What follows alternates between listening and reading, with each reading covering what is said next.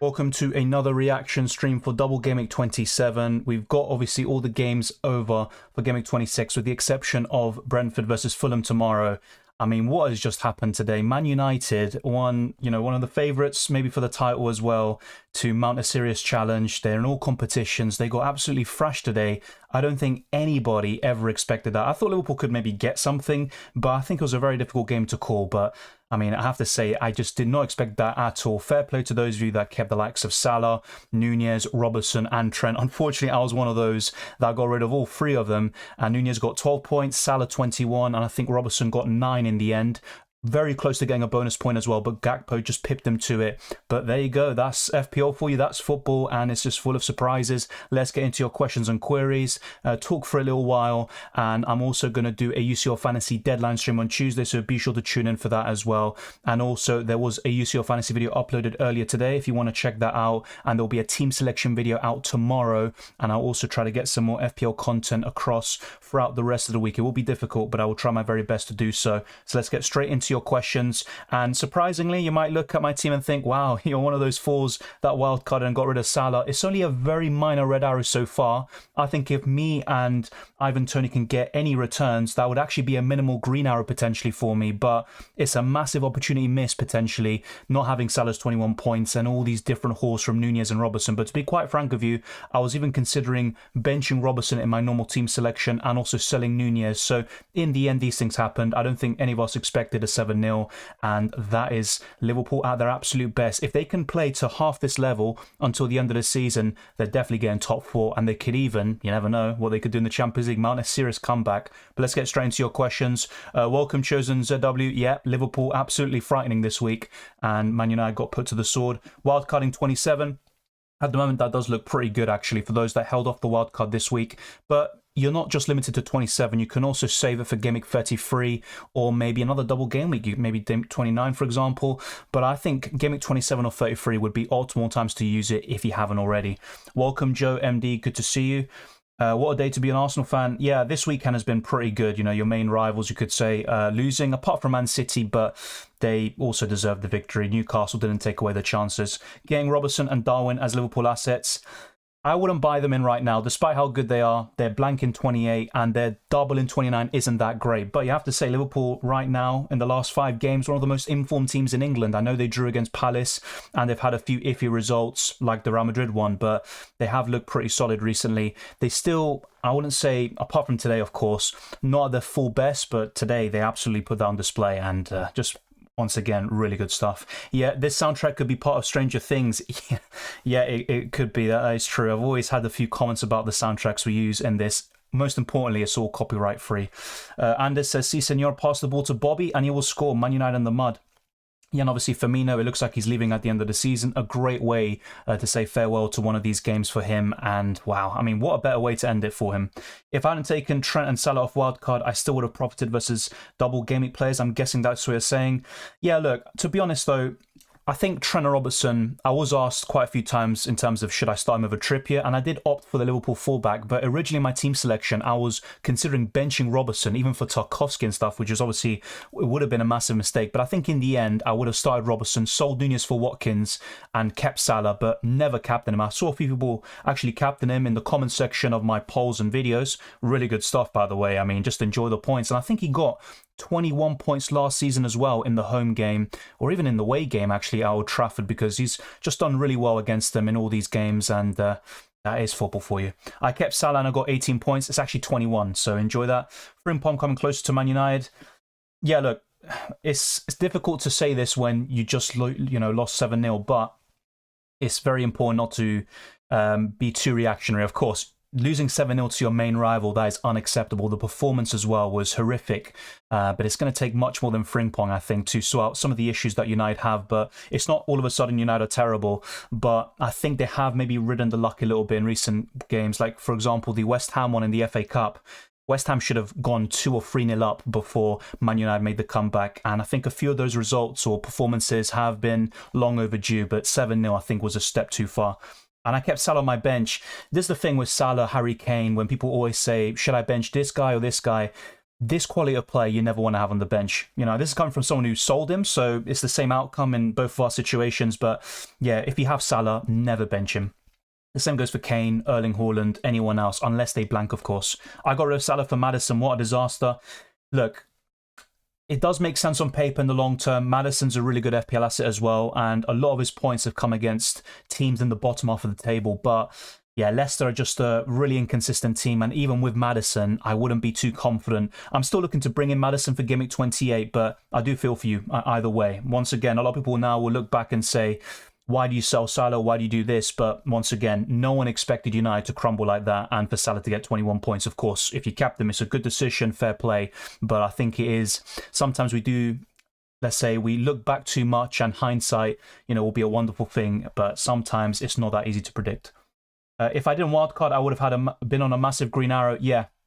That's the frustration. The fact that I'm on a small red arrow, it could be a minor green one, but it could have been a massive green arrow. I'm quite happy because, you know, looking at the positives, I wouldn't have got in a Stupinian or Mitoma, and at least I got that right. Starting Mitoma over March, I wouldn't have got these players in, but everything else so far has turned out wrong.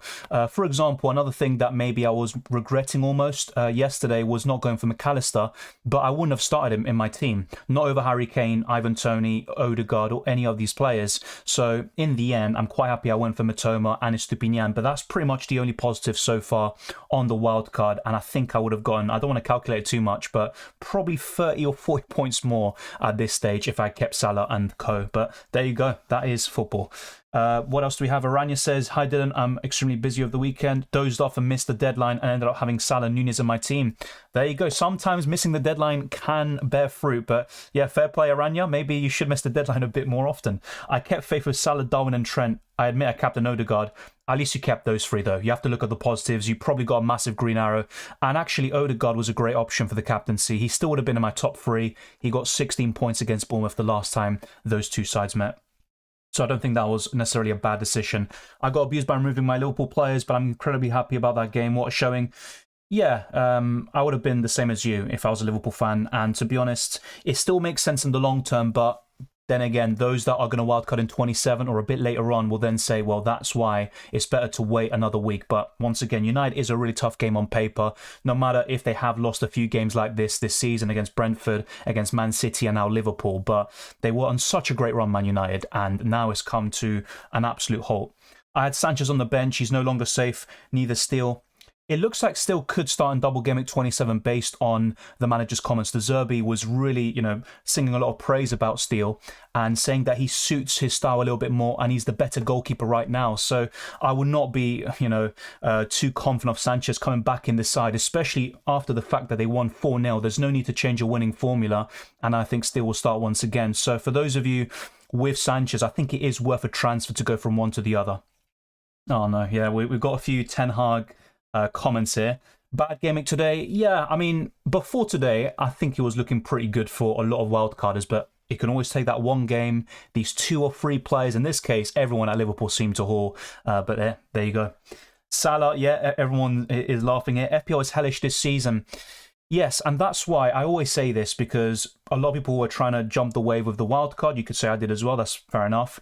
And people were saying, do I need to wildcard? I don't feel I need to. And I did say, you don't have to. If you don't feel the need, why activate the chip? And it's not because the Liverpool player is playing a part in all of this to, you know, give that answer. But yeah, FPL can sometimes seem very cruel, and sometimes you can be very lucky. You're going to have these moments, ups and downs, but I wouldn't, you know, be too worried about that. It is a game after all. If you aren't enjoying it, then take a little break or whatever for the rest of the week, and then you can come back recharge. But it's really important not to let that affect you. Okay, yeah, we've got some Liverpool fans coming out of the caves, it seems, dissing United. I mean, that's completely understandable. I would do the same thing. I missed the deadline and had Nunez and Salah. Really good. And once again, you know, I do like that.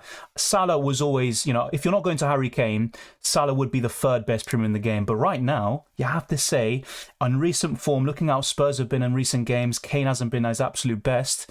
Salah right now is looking like the second best Premier in the game, which is quite surprising for me to say. I've been Harry Kane all season saying he's so consistent, but Salah recently has been great in all competitions, the Champions League and the Premier League. How are Nunez and Gakpo's options? I'd be more convinced about Nunez than Gakpo. Gakpo scored 2 great goals today, by the way, but I still think Nunez is probably the one I'd opt for out of those two.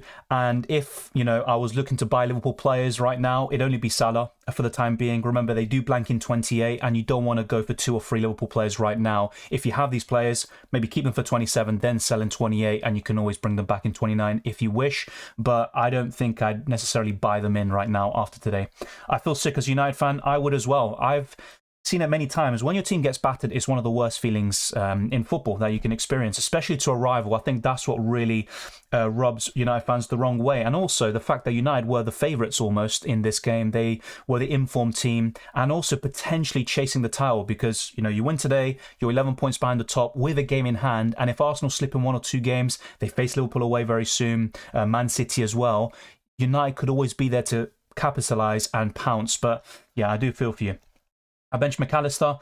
I don't think that's a horrible decision. He has been great in recent games with the XG in this advanced attacking midfield role, but I still do prefer March and Mitoma. I don't regret that decision personally, and if you started March or Mitoma over McAllister, I would not regret that at all. And March actually should have gotten some points there, that's for sure. Liverpool down my wildcard, but I didn't bring any Liverpool players. GG. To be fair, most wildcarders wouldn't have done so. I think a few would have kept Salah, but apart from that, no one would have had Trent, Robertson, Darwin, or Gakpo. And I think all of that does make sense. Got triple Arsenal midfield and 0 returns. Yeah, this week has been full of surprises. If anything, if there was a 7-0 this game week, it would have been Arsenal that people would have touted, and United to, if they did lose, it would have been by a small margin, maybe a late comeback or something. So this game week has been absolutely ridiculous, to be honest. Is it worth to get McAllister, Mitoma on wildcard? Yes, I do prefer March still over McAllister, but if you have a good feeling about McAllister, go for it. And that's why I always say, back your gut. And, I might give you my suggestion and my opinion, but I could be wrong about certain things, such as with the wildcard right now, for example, so far. Dylan, what are your thoughts on the game? Look, I still think United have a great chance of winning another trophy and having a really good season, but losing 7-0 to your biggest rival is one of the worst things that could ever happen to you as a United fan. And look, you have to take the positives from it. And that sounds really ridiculous to say, but what I mean by that is this could mark, because when United have had such a good run, I don't know what the exact figures are. I think they've lost once in the last 18 or 19.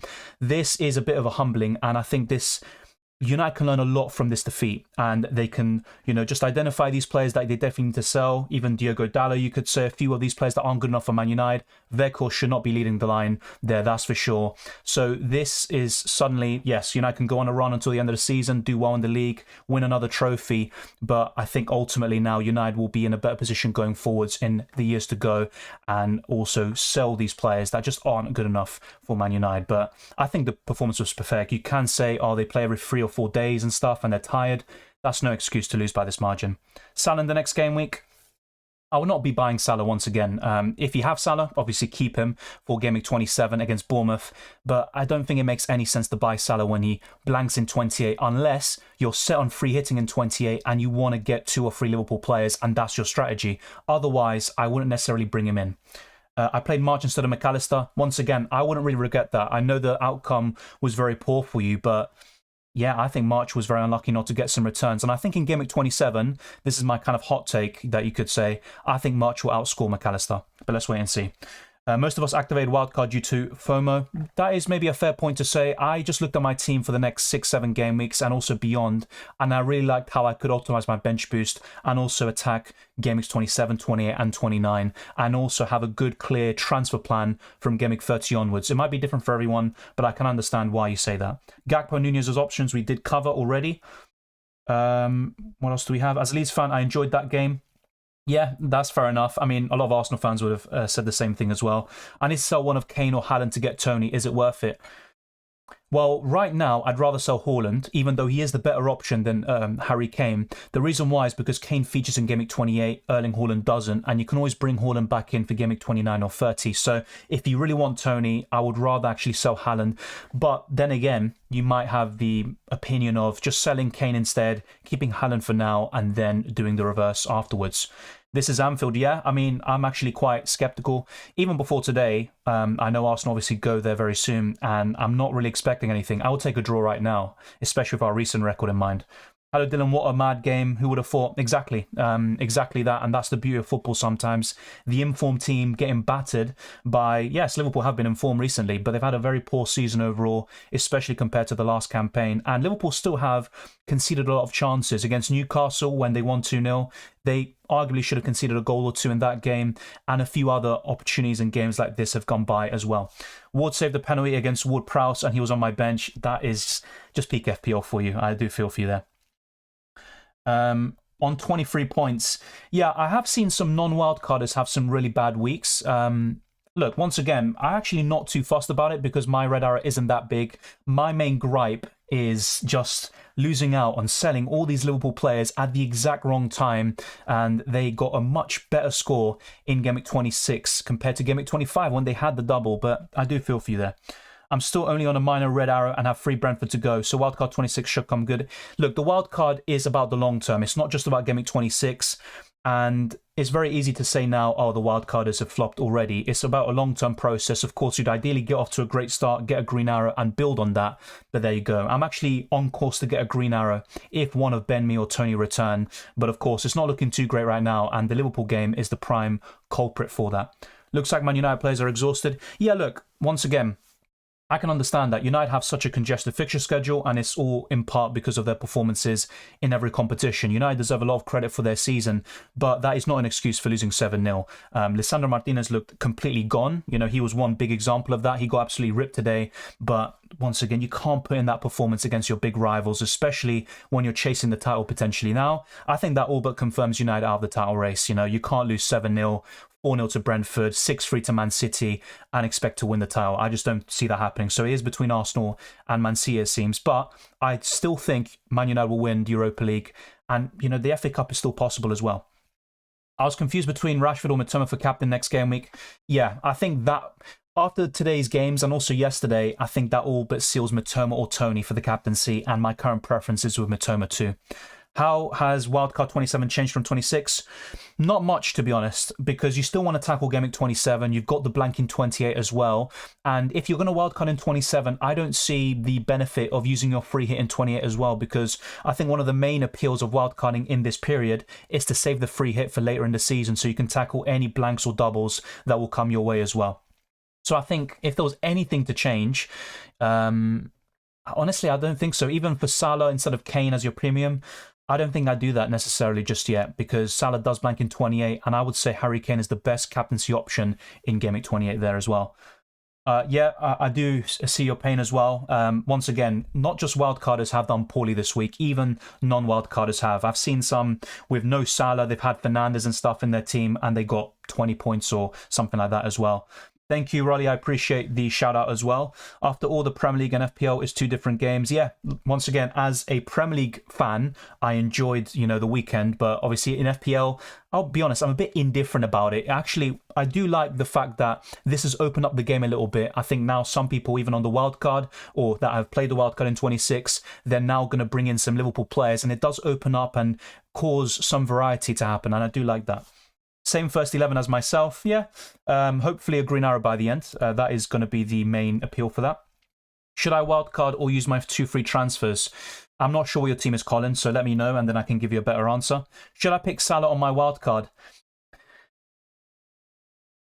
I would only pick Salah if you have all 11 or 9 or 10 players for Game Week 28 and you're very happy with how you're covering that blank game week. If that's the case, then yeah, I'll be happy to keep Salah. Of course, he has a really good fixture in 27, and I think the Chelsea fixture is good in Game Week 29, but despite Liverpool's great performance today, I would still expect them to lose against Man City, and maybe not comprehensively, but I don't see a high ceiling even for the Liverpool attackers in that game week, but I could be wrong about that, like I was for Game Week 26 as well. But like I said, I would only pick Salah on the wild card if you've got a really good team structure and you don't have too many blankers for Game Week 28 already.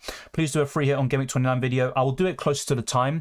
Unfortunately, I think around Game Week 29 is when I'm going to be unavailable for quite a long time, but I'm going to try my very best to do streams and videos in the process. But yeah, once we get to that time, if I am able to, you will definitely see a free hit video on the channel. Thinking of wildcarding in 28, playing 28 with 8-9 players, and bench boosting in 29. That is fair enough, but then again, I think you might as well wildcard in 27 if you really want to optimize your 29 bench boost and also cover game week 28. I still think you can do really well and cover all 3 game weeks and also the long term by wildcarding now, but you might feel differently, to be fair. Pinnacle Henry. I do prefer Henry a little bit more, but Ben Mee is my overall preference, and that's why I went for Ben Mee myself. On 67 points, having a terrible season from 1.3 million to 800k, bench Trent for Tarkowski.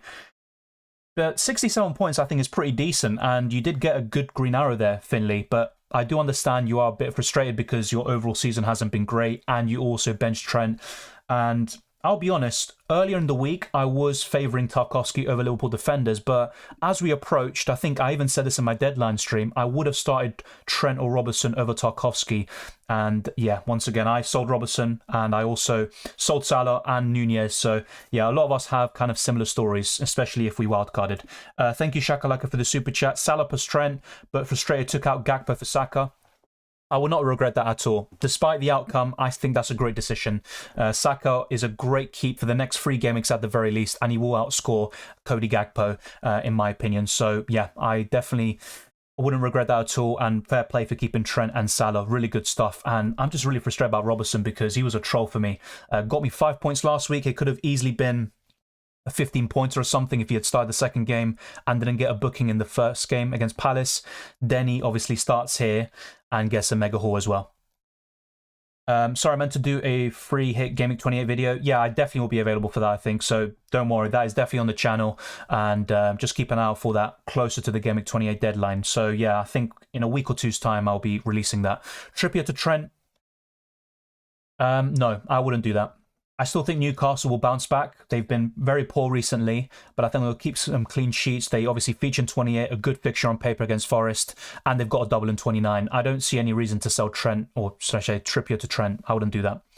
I'm going to be on holiday. It's a family holiday. So yeah, I'm going to be unavailable, I believe. I'm going to try my best to do videos and streams. If I have the conditions to do so, I'll be recording videos and doing streams, but it's very unlikely that the streams will go ahead for UCL Fantasy. I think match days 10 or 9 and 10, and also FPL Gameweeks 29 to 32. I'll let you know closer to the time we get there, but my aim is to still get our content in that time period as well. I don't know what to do with Sanchez now he got dropped. I think he won't play. Based on the Zerbi's comments before and after the game, the performance, the overall result, and also, some Brighton fans were talking about this, the fact that Sanchez has made some mistakes in recent games. I think that still will keep his place. That is my opinion. I could be wrong, but I'm pretty confident that Steele will play. So if I have Sanchez, I would sell him, especially if you don't have Raya or someone else that can cover in Game Week 27. For people who didn't wildcard this week and have the free hit and bench boost chips as well, what would be the best chip strategy to cover the future game weeks? It's difficult because you might have a really good team for Game Week 28. So you don't need to free hit. And it's not just about quantity, by the way. It's about quality of players. If you've got the main assets that you want to captain and those that you think can do really well that week. But I think in general, for most people, and I can't say for everyone, I think free hit in Game Week 34 and bench boost in 29 looks really good. Even without the wild card, I think I had a fairly decent bench boost team for Game Week 29. So that would be my answer there. My last week's squad would have gotten 95 points, and my wild card right now on 40 points. That's FPL for you sometimes, FPL said, but still, there's a long way to go, and the wildcard is a long-term process. In Game Week 27, let's see how that goes, but you should get a significant green arrow over those non-wildcarders in that period too. So let's wait and see. It's like a pendulum. It swings one way and the other. My main frustration is just selling the 3 best Liverpool assets pretty much this week when they get a massive haul. If you didn't wildcard in 26 right now and still have Liverpool players, when would you wildcard next? That is a good question because Liverpool do face Bournemouth. So I do see your conundrum there. I still would wildcard now, I think. Either 27 or 28 because I still have the bench boost available as well. And I wouldn't want to wildcard in 29. So it'd be 27 or 28, I think, if I still had the wildcard intact. Fernandes is still a player to keep for next week. I still think so, and I'm still looking to get Fernandes in for Game Week 29. He's got a really good double, in my opinion. I think he could do really well in that double, and I'm looking to bench boost in that week. So, yeah, I still think he's worth keeping, but he does blank in 28, of course, and you could sell him to Maddison, you know, in 27 or 28. It's completely up to you, but I have to say, if you don't have Brighton midfielders like Matoma, McAllister, or March, then Fernandes to one of those could be good for now, and you can always bring Fernandes back in. Optimal Game Week 27 free hit or wildcard. I'll be talking about this in a dedicated video. That is the aim throughout the week, so keep an eye out for it. But not much will change in my opinion. The only thing that could possibly change is Salah in, but I still would like to have Kane on a wildcard because he's just perfect for Game Week 28, and you can ultimately sell him afterwards and then fund the move to Salah from Game Week 29 or 30 onwards. But the 27 and 28, I still would rather have Kane than Salah. Nunez to Tony or Shaw to me? Good question. Despite what happened today, I would do Nunez to Tony. I think that's the better move. 53 points, sold Salah on the hit for Mitoma. Well, Mitoma did really well anyway, so it does soften the blow, and Mitoma should outscore Salah in Game Week 27, and he's got a fantastic double in 29 as well. Of course, they both blank in 28, but different price points. It's a bit difficult to compare, but I still think that's a good transfer in the long term. Odegaard or Martinelli? Yeah, Martinelli's numbers look great, not just since the World Cup, but also since the beginning of the season, sorry. So I do prefer Odegaard just because of bonus points, double-digit haul potential, and also how nailed on he is. But ultimately, with these Arsenal assets like Odegaard and Martinelli, you probably want to sell them in Game Week 29 for a double game weeker like Bruno Fernandes. So look, it's completely up to you, but I do prefer Odegaard a little bit more, even though in recent weeks, I have to admit, Martinelli has been superior. Do you think Liverpool will build momentum in the next game weeks over this big win? It's difficult because they have been inconsistent for most of the season, but if you look at the last 5 games, I believe that's 4 wins and a draw in the Premier League, and they went 2-0 up against Real Madrid. They were looking electric in the first 10-20 minutes of that game, but then capitulated. I still think their midfield is a big issue. This game will not cover that, and if Liverpool decide to ignore that for another transfer window, they can forget about big trophies next season as well. But I think they can build momentum, of course. Do I think they can go on a massive winning run, 10, 15 games?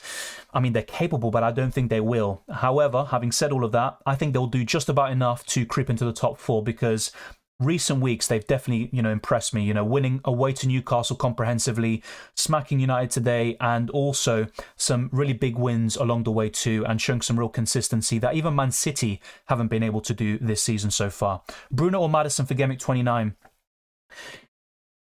I'd still say Bruno Fernandes. They're different price points, and I like Maddison a lot, but probably Bruno Fernandes for Game Week 29 specifically. Maddison might be a bit more accessible and a better option for most because he also plays in Game Week 28. But I think Bruno Fernandes is probably the better option for that game week that you asked for. Sanchez might get his spot back though. Yeah, he can, of course. But for Game Week 27, I think still will play. I don't see Sanchez starting both games, that's for sure. I could be wrong. I'm not going to claim to know everything, especially regarding Brighton and the goalkeeper situation, which no one foresaw, even after Sanchez's recent mistakes. But I think still will start, and probably both games as well. Welcome, Harry. 66 of Andres to play. Good stuff. Anything he gets is a bonus, really.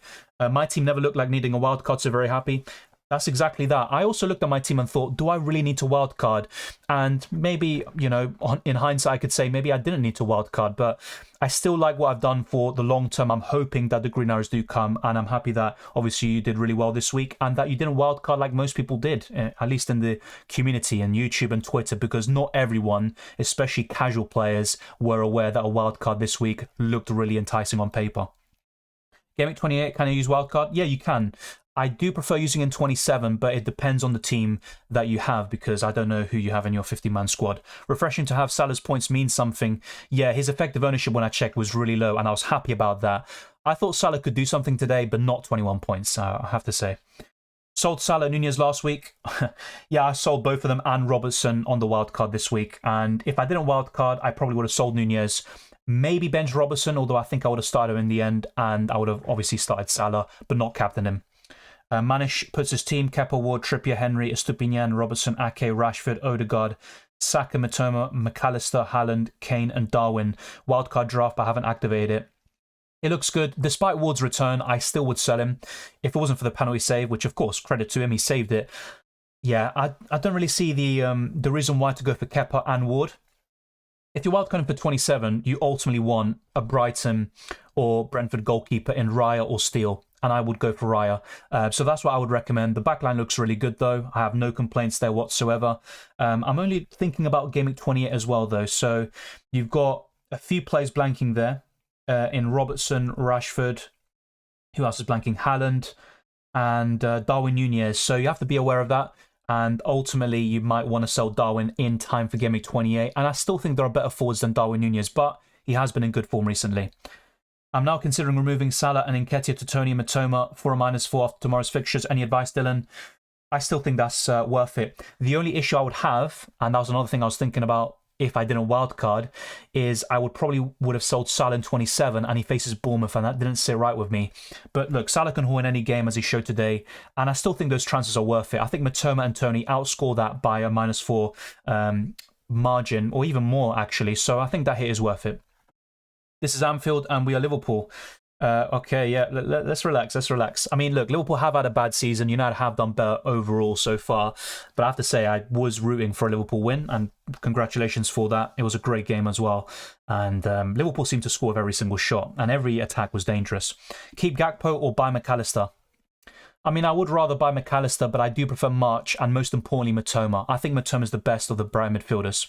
Will you bring Maddison in Game Week 28? That was my plan, and look, I am open-minded to other transfers, but as things stand, I think I'll still do it, yeah. 62 points had Salah and Darwin from the double game week with no transfers used. Great week, yeah. I mean, I was hoping for a big return from them in 25. It didn't happen. Darwin missed the first game. Robertson missed the second game. So it was a nightmare for me regarding Liverpool assets. They trolled me in Game Week 25 when I could have gotten a green arrow, a massive one. And also once again here. But that's what happens really with FPL. It's not that simple.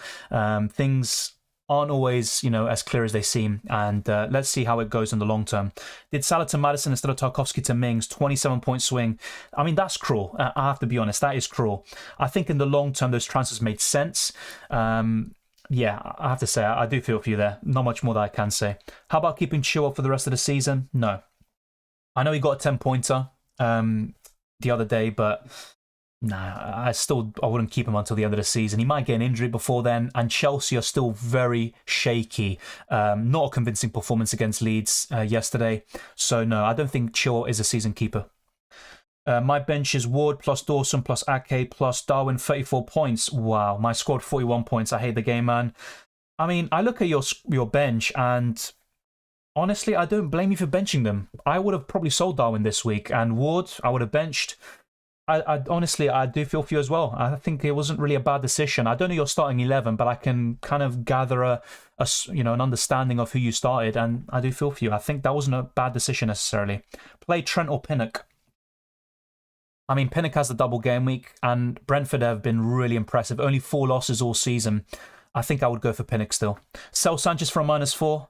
I'm not a big fan of taking hits for goalkeepers, but I don't expect Sanchez to start either game in Game Week 27. And I would only sell Sanchez for a -4 if it's to Raya or Steele. Other than that, no, it's not worth it.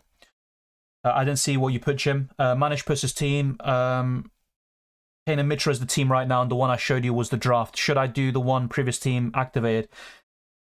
Yeah, your team is pretty good to be fair, but I think a wildcard does improve it. I think you can improve your goalkeepers. You can also improve the backline a little bit, especially if Tangango's a bit shaky. I don't like him too much as an option.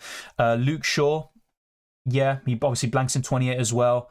Andreas can be upgraded, and Mitrovic, but really apart from that, it looks fairly solid for the most part. So would I wildcard? Potentially, but I don't think you absolutely need to, and I would have said the same thing for my own team, to be fair. Sell Tarkowski for Henry? Yes, definitely, 100%.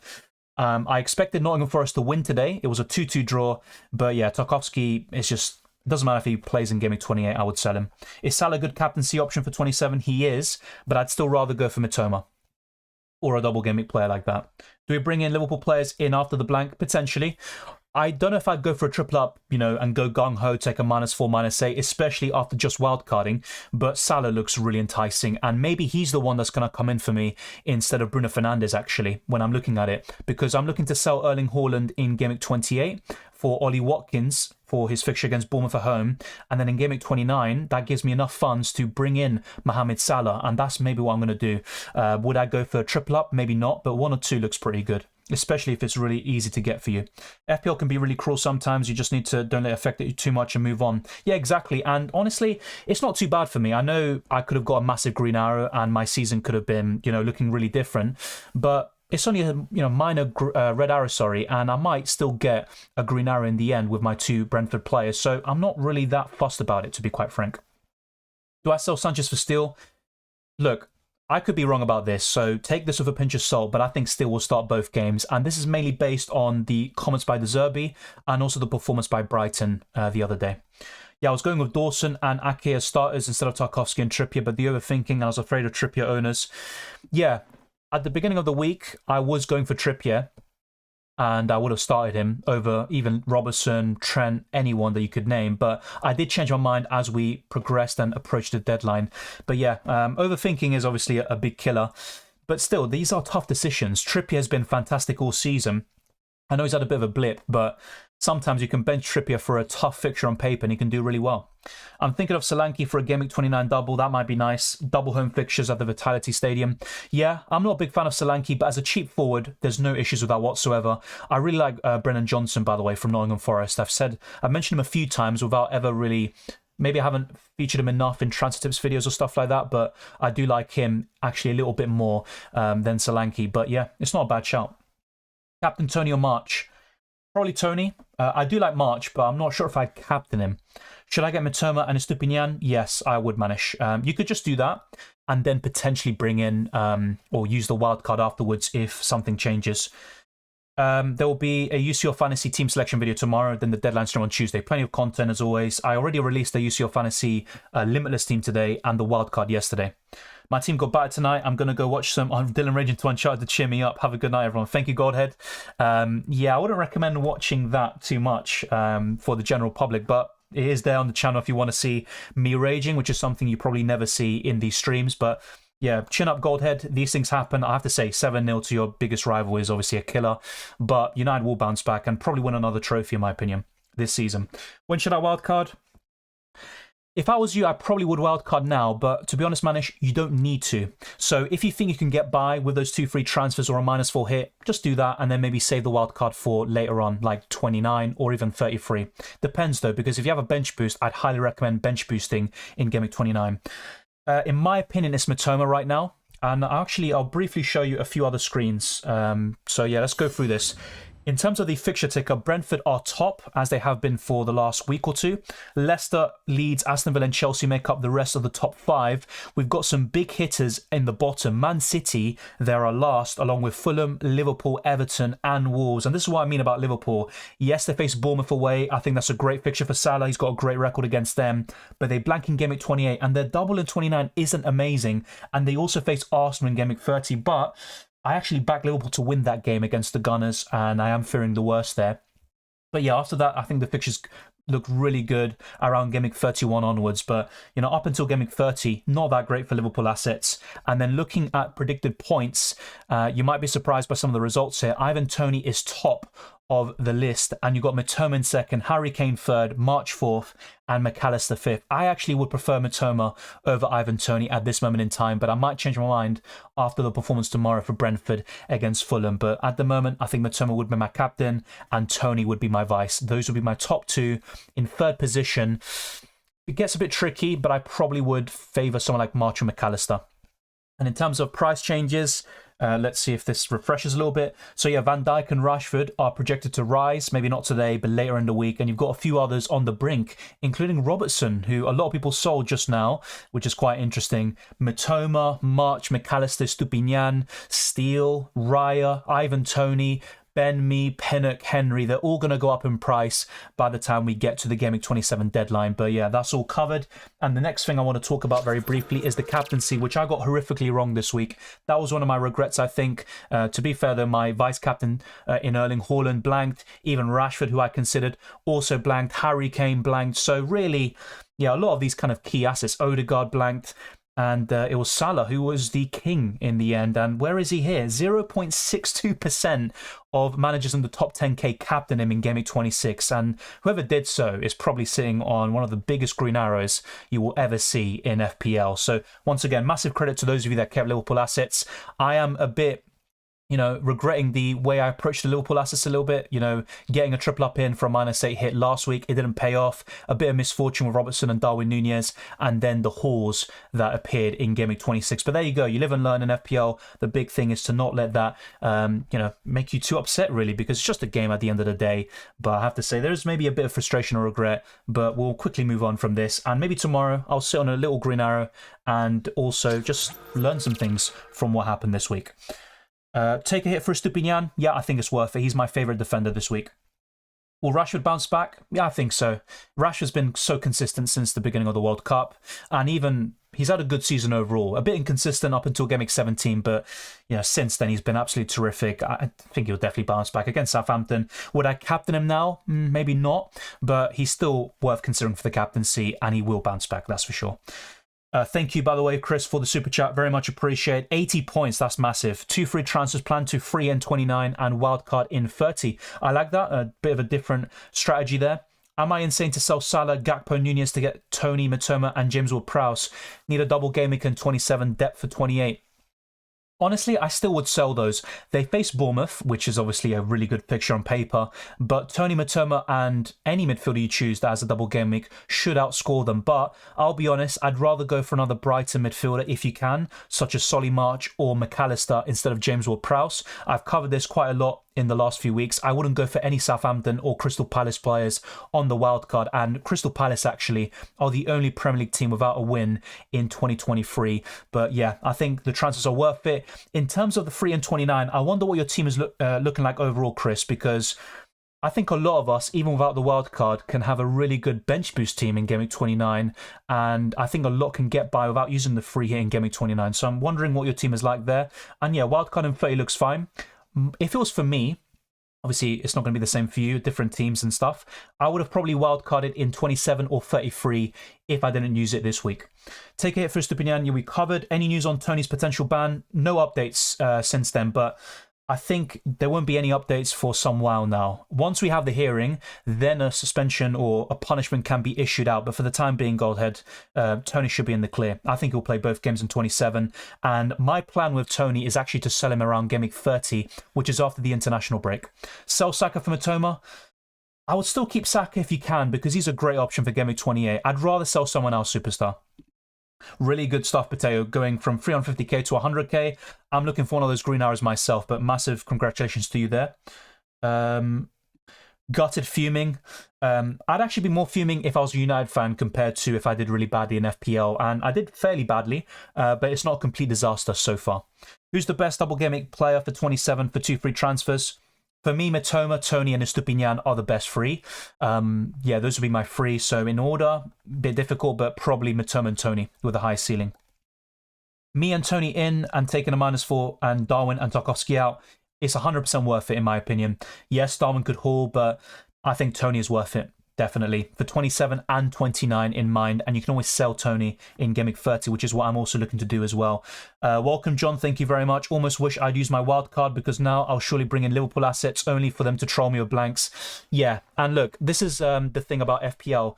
We can sometimes react so much after one game. Yes, Liverpool winning 7-0 against arguably the most informed team in England and Europe is a massive result, and it also changes our perspective on Liverpool assets. But they have been producing recently. Salah's been, getting quite a lot of double-digit returns and some consistent hauls. You've also got Trent and Robertson doing pretty well, Van Dijk. And then you've got Nunez, who's been in form, and that's why I got him in Game Week 25. Things can change very quickly, but my main advice is to not buy too much into this result today and the performance. Yes, I think Liverpool assets are definitely worth considering until the end of the season, but they blank in Game Week 28. So now I don't think is the right time to buy them in. Even if they face Bournemouth and have a double in 29, I'd be very careful in terms of taking massive hits, undoing your team structure, and also buying in players that will ultimately blank in Game Week 28 because you might force yourself to free hit. And I think the free hit could be better used later in the season in blank Game Week 32 or a double game week like 34 or 37.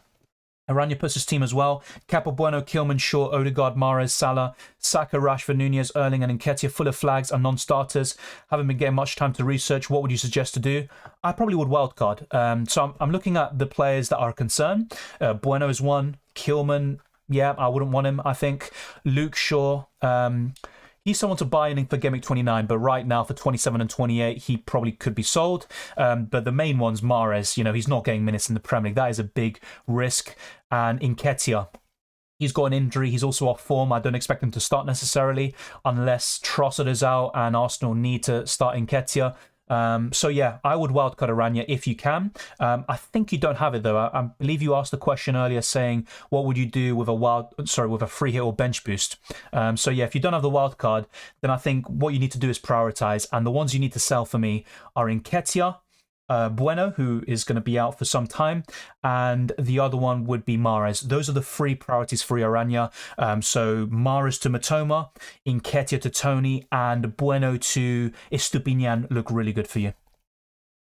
I went from 400k to 800k. I feel for you. Honestly, for those that did really well, I'm happy. I appreciate that, and I do want to see as many people do well as possible. But for those that have been doing really badly this week, sometimes the decisions, you might look back on it and think, why did I do it? But there was a reason why you made these decisions, and I wouldn't have too many regrets, to be honest. No returns from anyone, really. Yeah, I've seen a few people with like 20 points this week or less, and the team isn't that bad on paper, but sometimes these weeks happen. I've had horrible weeks, absolutely horrible, where I'm just thinking, why do I play this game? It happens to all of us. Pinnacle Henry, I prefer Henry, but me is my overall preference. If wildcarding in 28 without much space for forwards, after Watkins and Tony, getting Solanke instead of Iheanacho, since you can get Maddison as space at that midfield, I don't fancy Felix anyway. That's completely fair enough. And Iheanacho missed some big chances against Southampton, and Maddison is the best Leicester asset for sure. Then it would be Ward just because he's so cheap. And then it would probably be Iheanacho. But yeah, in terms of forwards, for me, the three best right now are Erling Haaland / Harry Kane. I think you could make a case for going without one of them if you're wildcarding in 27. And then it would be Watkins and Ivan Toney. When are you planning on wildcard? I already used it in Game Week 26, and I got rid of Salah, Robertson, and Darwin Nunez. So for more great advice, just like the video and subscribe to the channel. Do you sell Saka, Rashford, or Maddison for Mitoma? It's a tricky one because obviously Rashford has a great fixture in 27. I think he'll do well, but he blanks in 28. So yeah, that's a really tricky one, mate. Wow, that is really tough. Actually, I'd sell Maddison. Sorry, I'd sell Maddison for Mitoma and then possibly bring Maddison back in. The only problem is that you're kind of doing a bit of a switcheroo. You're buying a player in, selling, all of this jazz. But I'd sell Maddison out of those three. Thank you, John. I appreciate that. As always, thank you for tuning in. Thank you, Fingun. I had Gakpo and Darwin before I wildcard, and I'm a Liverpool fan. Well, look, any Liverpool fan, you might have been confident, we can get a result against Man United today. No one expected a thumping, especially 7-0. I mean, it hasn't sinked in fully yet for a lot of us because Man United have been so good since the World Cup and, since November, you could say. They've been so consistent, but these things happen in football. You always have these major upsets, these major thrashings, and this could be a game-changing, this could be, how do I put it? This could completely change Liverpool's season. They could go on to even mount a comeback against Real Madrid, although I don't think they will. And they could easily finish third or fourth now in the Premier League, whilst United might tumble a little bit. But I still expect Man United to bounce back, and Ten Hag has actually done really well after Man City thrashed Man United earlier in the season, and also Brentford, and that turbulent start when Man United had one of the worst starts they've ever had to a Premier League season. I have the wild card. I have all the wild card bench boost and free hit. Yeah, Aranya, so I gave you some ideas for transfers if you decide not to wildcard, but I would personally wildcard, bench boost in 29, and free hit in Game Week 32 potentially, Aranya. Hopefully you got that. Mitoma, March, and McAllister. Mitoma. I've said it yesterday. Well, yeah, maybe yesterday. Last week, and probably for the last few weeks and months. Mitoma's my preference. Dennis March, then McAllister. But I have to say, it is tough because McAllister in recent weeks has been very impressive, especially obviously in Game Week 26. AMB says, but added something, me and Tony and Estupinian in and taking -8 and Darwin, Tarkowski and Dawson out. Yep, obviously I'm not a huge fan of taking hits in general. I've kind of become more of a risk-averse manager as the years have gone by, but -8 hit is worth it. There's no doubt about that in my mind. If something doesn't pay off, it's all about the decision rather than the outcome. So is the decision good? Yes. Would I do it? Absolutely, AMB. I think it's worth it. No worries, Chichin. I was going to ask, when should I use mine in an ideal world? Let me know your team. Obviously it's a bit annoying to type out your whole team on paper in this live chat, but if you have a lot of blankers in Game Week 28. You don't have many doublers in 27, and you're looking to bench boost in 29, but you don't have a great bench boost team, I'd definitely wildcard now. Should I downgrade De Bruyne? Honestly, De Bruyne's form recently is absolutely awful. Against Newcastle, every Man City fan, even De Bruyne's biggest fans, would have said he's absolutely stinking up the place. And Bernardo Silva came on, immediately made an impact. I would sell De Bruyne, even to Salah. I would sell to Matoma, though, Jared, definitely. I would sell to Matoma, and you could always buy Harry Kane in time for Game Week 28 as well. I currently only have Tony, who doubles with 1 free transfer. What should I do? Well, once again, I don't know the full picture of your team because, yes, you might have done poorly this week, but you still might have a really good squad. I'd probably wildcard, but once again, I don't have the full information, so I could be wrong in terms of what's the best approach for your team. Captain Salah, honestly, fair play. That's incredible. Captaining Salah, I've seen a few people talk about that because he has a great record against Man United, but I thought it was a bit different this season. Man United beat them early in the season, and they've been really impressive since the World Cup, and Liverpool have been on and off. But there you go. This is a game-changing moment, and fair play. Mbeumo and Henry in for Nonto and Tarkowski from -4. Yeah, I'll be honest, I do prefer Tony and Ben Mee, but I think the bigger upgrade, or the one I'd prioritize, is Tony over Mbeumo. But if you really want him, fair play, you should go for it. Felix or Watkins or Iheanacho in Game Week 28-29? Watkins. Despite his blank in Game Week 26, Watkins is the best of the three for me. Thank you, Chichen. If I pronounced that right, I'm probably just butchering it as usual, but thank you very much, Junior. Change Ward and Felix for Tony and Steele -4, or Raya and Ferguson. I like Ferguson. I think he could be a good FPL option in the future. But as a duo, Tony and Steele look better. Is Foden something we should consider? Yeah, look, I brought in Foden just after... When did I bring him in? Around Game Week 9, maybe? I'm not too sure when I brought him in, but he was on a really good run at that point. He was hauling every single game. Very unlucky not to have the goal stand against Liverpool at Anfield. And then since then, he was just benched. That's my main concern with Foden. And with the Champions League, with the FA Cup, I would fear for rotation there with Man City. And yes, is Foden worth considering? Of course he is. If he starts, he's a fantastic option, just like Mahrez. But I think there are bigger priorities right now. And that's something to save for Game Week 30 and beyond, not for the next 3 or 4 game weeks. Short out me in. Yes, but I do like Shaw for Game Week 27. I think United have a good chance for clean sheet against Southampton despite today. And I think Mee is obviously a good option for the double game week. But having said that, you might have another defender to sell instead of Luke Shaw. What do you think about Game Week 27 captaincy? It's early days, but especially after this weekend, I think Matoma is my preference. He is my current captain, and it's actually Ivan Toney is my vice. So that will be my top 2. Then in 3rd position, maybe Solly, March, or McAllister. But I have to say, Matoma is my favourite captaincy option at the moment. And from single game week options, it's probably Rashford and Salah. So yeah, that is kind of my synopsis about all of the captaincy debates, and we're going to talk about this more as we progress through the week and also in the future streams as well. Thank you to everyone who's been watching. If you haven't already, smash the like button and subscribe for new. We've covered a lot today, and we've been going on for around an hour, so it's very much appreciated. We're going to go on for a little bit longer and then wrap this up, should I say.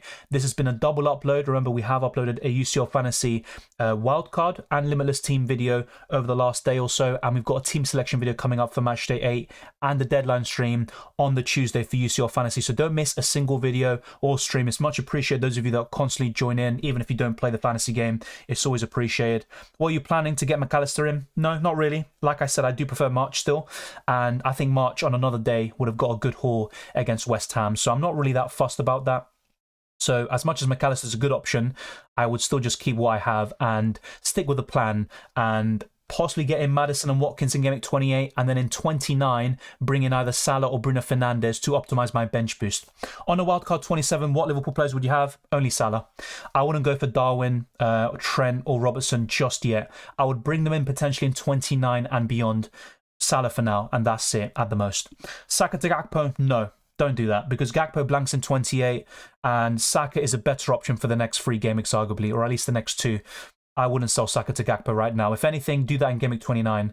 Not now. Honestly, I don't think that's worth it. And Gakpo, very impressive today, of course, but I still prefer Darwin Núñez and more importantly, Mohamed Salah, the man of the moment.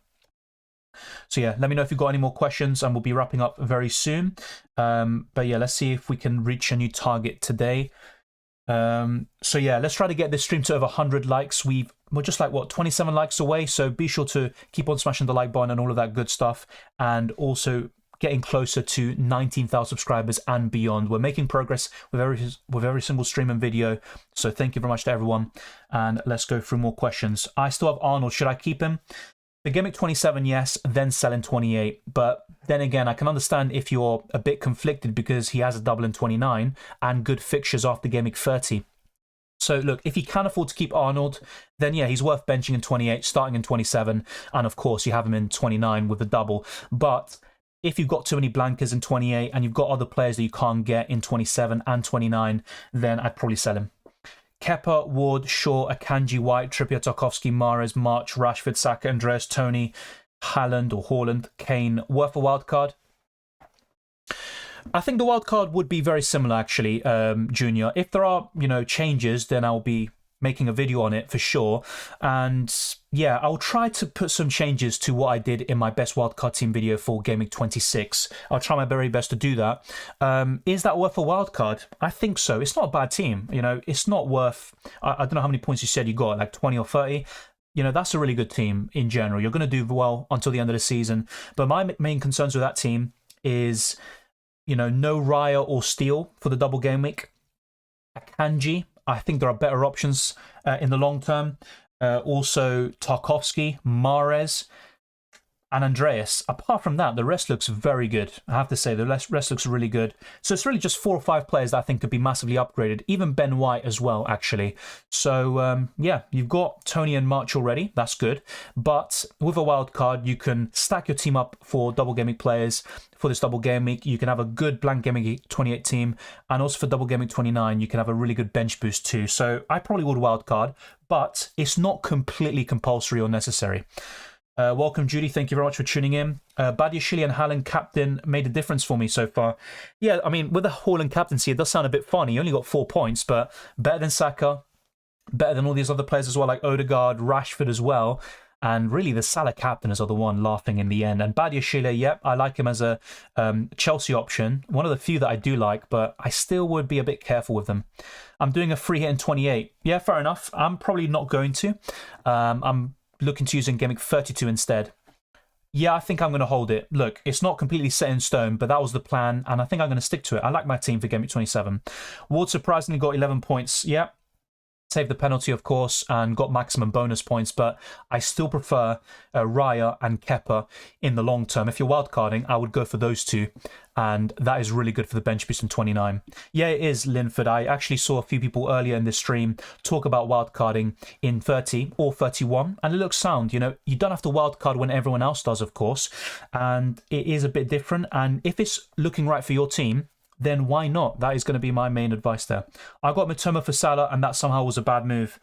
It's not a bad move, though, because Mitoma doubles in 27, great fixtures in 29, and once again, who expected Salah to get 21 points this season against Man United and for Liverpool to win 7-0?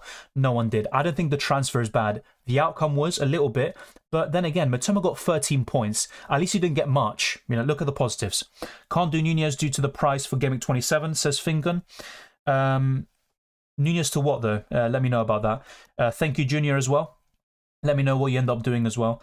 Not wildcarding work. It's difficult to say because it's a long-term process. It's not just 26. In 27, I think wildcarders in 26 and 27 can get a massive advantage over those that didn't, because non-wildcarders could be taking massive hits or they won't have these key assets for the double game week. But the Liverpool game, I think, was a game changer for wildcarders and this debate about 26. Let's see how it ends up. But so far, the non-wildcarders, especially those that have Salah, Robertson, and Darwin Nunez, they're going to be feasting, of course. Is it the time to bring in Martinelli back again? Not really. If you've got Saka and Odegaard, keep, and then I would look to sell one of them for Bruno Fernandes or Salah in 29, or even Maddison in 28, although maybe that doesn't make too much sense, actually. But in 29, I think that would be a good time to get one of those free players in. Mahrez, Andreas, Odegaard to Mitoma. Mahrez. It has to be Mahrez. I mean, what I like about Mahrez is when he starts, he's got such a high ceiling, but his minutes are so limited right now. Odegaard, keep, definitely. I might bench him in 27, to be fair. But in Game Week 28, great player to have. And in Game Week 29, you can sell him. But right now, I'd probably sell Mahrez. Salah and Darwin starting with Rashford benched. Fair enough. I mean, you backed Liverpool there for the win. I wouldn't say Salah's essential now, but after Game Week 28, when he has a double and good long-term fixtures, he's going to be the best Premier in the game besides Haaland at the moment. If Harry Kane doesn't get his act together, or if Spurs are going to just keep on being inconsistent, they've carried that FA Cup shock into the Premier League, then they're going to be in trouble. They were a bit unlucky. They should have scored a goal. They hit the post a few times, but yeah, Salah and Kane, they're definitely the best options besides Haaland, and right now Salah's looking a little bit better. I have 9 single game week players for game week 29. Should I wildcard? I'm doing hits in 28 and bench boost in 29.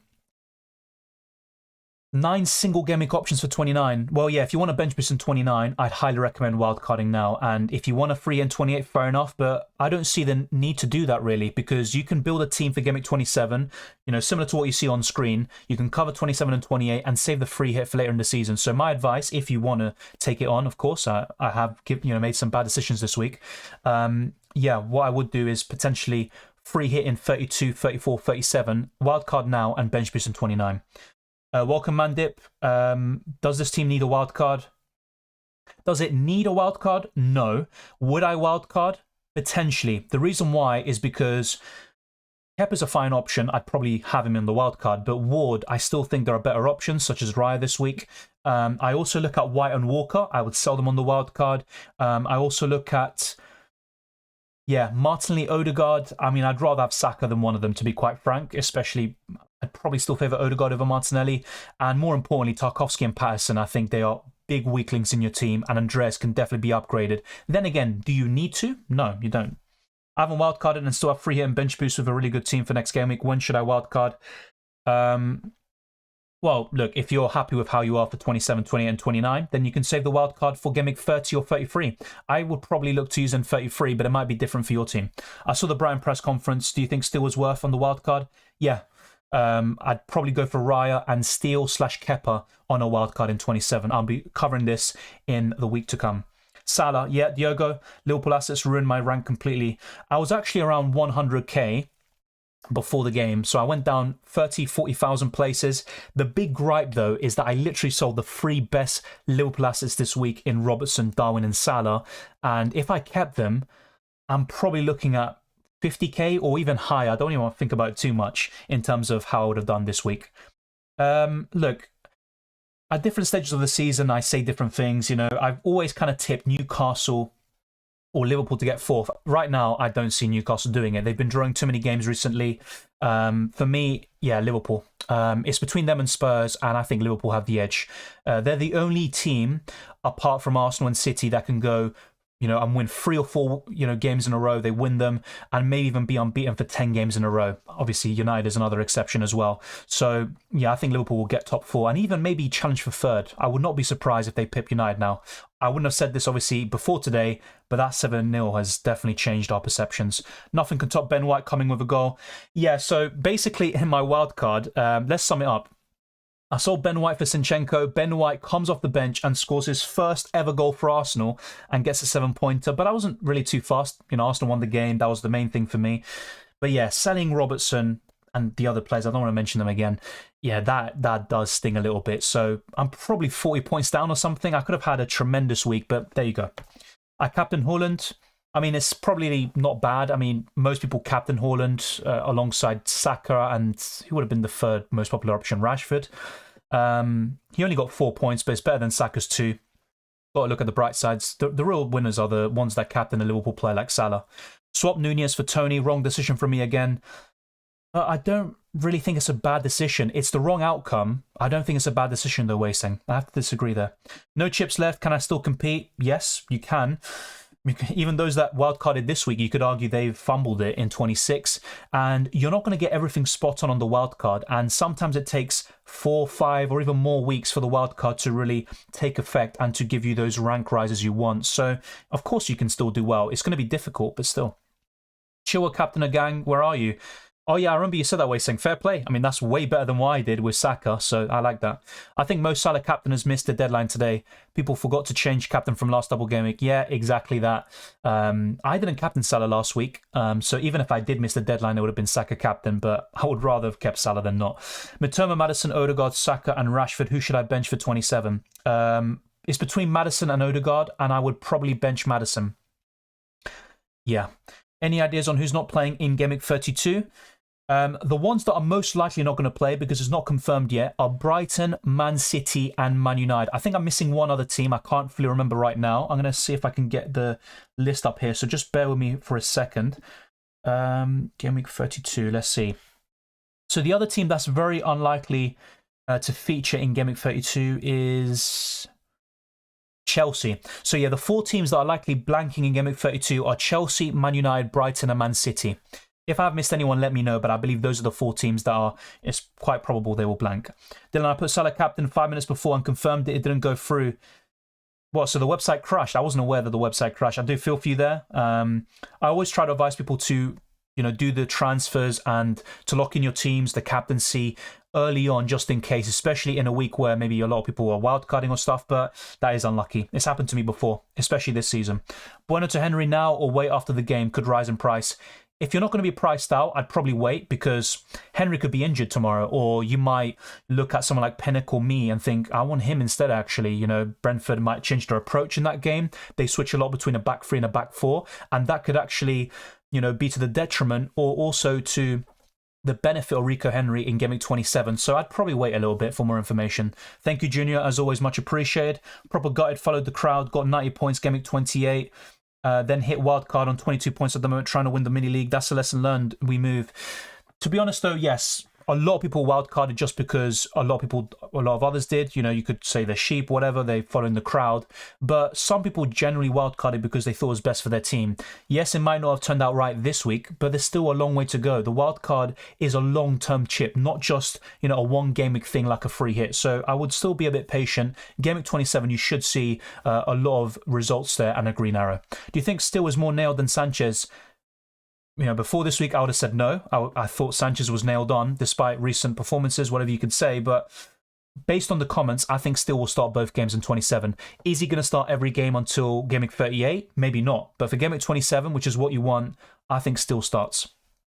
I thought it's my week after Chilwell's points and White's goal. Kept a clean sheet, but after the Liverpool game, yeah, look, that's the thing about FPL. Before the Liverpool game, I was on for a good green arrow, potentially up to 90k or beyond after the Brentford game, but things change very quickly. Cheers for the number of quality streams and content. I've got to head out, got some work to do before uni tomorrow. Good night. I'm going to sleep well tonight as a Liverpool fan. Enjoy the win, cannon fodder, and thank you very much. Good luck with your university work, and I wish you all the best. Thank you for the kind words, mate. What rank are you aiming for realistically? Tough one. I mean, I wanted to get top 10k or beyond. I think last season I finished 11k, something like that, 13k, I can't remember. So I want to improve on that. But realistically, I think top 50k or above would be good. It would be impressive because FPL is tougher than ever. And it is a good rank to be at. So yeah, top 50k. It's definitely achievable still. I'll be honest, Wei saying, so because it's Bournemouth, and I'm not being disrespectful here, they played very well, they defended and caused Arsenal so many problems. I had that feeling we could come back. Even at 1 or 2-0 down, I still thought, I still kept on watching. Sometimes I just give up and I'm like, yeah, whatever, I'm just going to have it in the background. But I had a feeling that if Arsenal got that goal, that first goal, within 5 or 10 minutes, they could get the second and third. But when it was 2-2 and I saw all these penalty claims denied, I thought that's it. 2 points dropped and it could be massive in the title race. But yeah, Arsenal just don't give up. That's now 3 winners in the 90th minute or longer this season, which is an all-time record for Arsenal. Such great mentality from such a young team. But I'm a bit cynical sometimes when it comes to Arsenal. You can't concede after 9 seconds. You can't be caught cold like that. It doesn't matter if you say the goal should be disallowed, whatever. I honestly don't care. You can't be caught out cold like that. And also to go 2-0 down. In recent weeks, Arsenal have had some problems defending set pieces, conceding to Everton, to Man United, and now to Bournemouth. But yeah, the comeback, the mentality, the attacking play was fantastic. But Bournemouth were really, really threatening with every counter-attack, and that is a big concern. Arsenal don't keep enough clean sheets at home. I've said this for so long, and it could be a big issue in the last 12 game weeks of the season.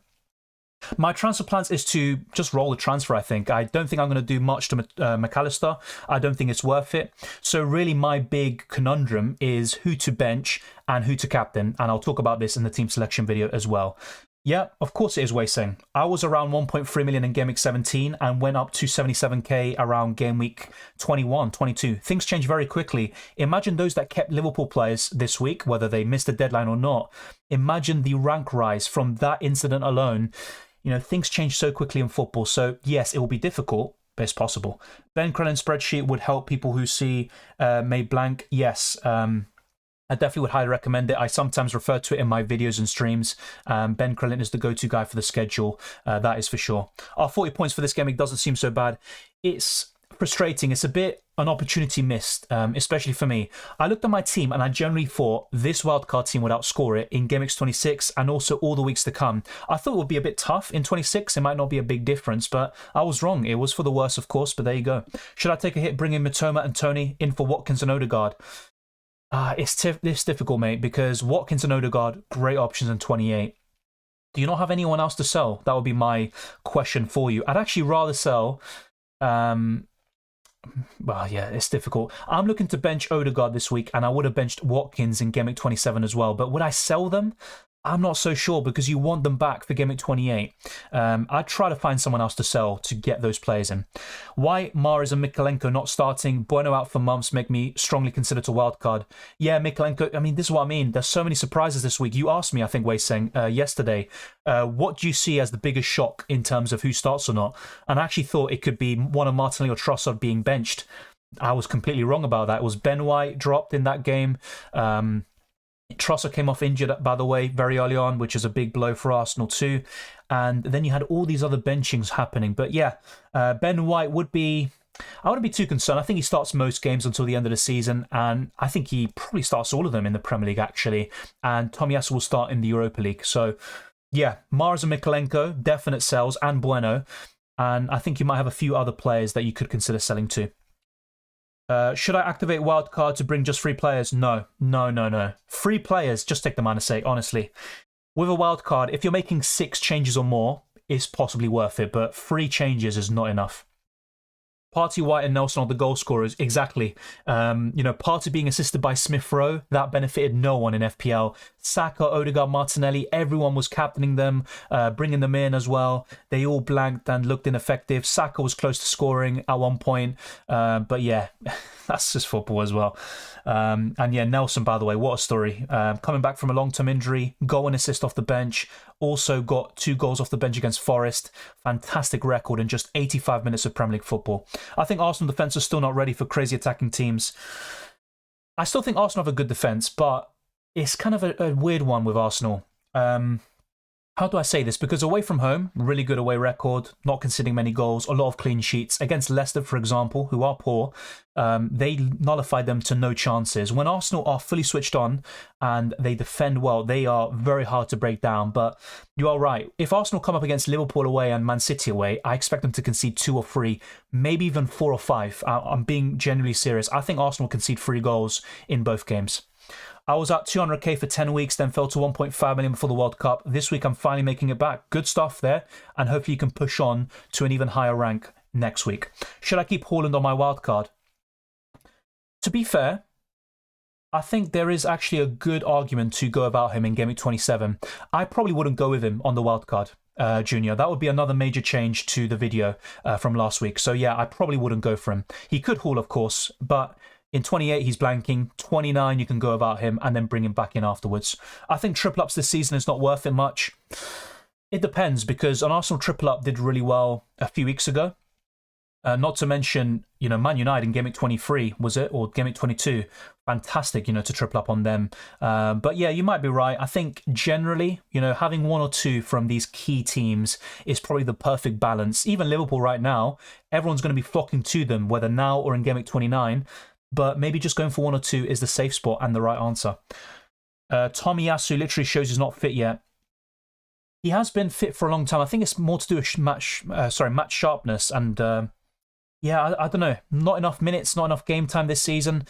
But something's happened. Whenever he started this season, he's just been very average, very poor sometimes as well. I think the only game where he's looked very solid was against Man United. He came off the bench for Ben White, did very well to deal with Rashford. But apart from that, very, very poor season for Tomiyasu, unfortunately.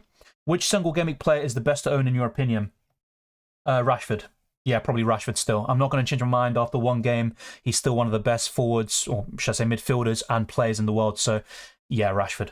Should I take a -8 to sell Bueno and Pickford for Pinnock and Steele, or activate Wildcard? I think, I'm not sure if you're the one who asked, is it worth activating the wildcard for only 3 transfers?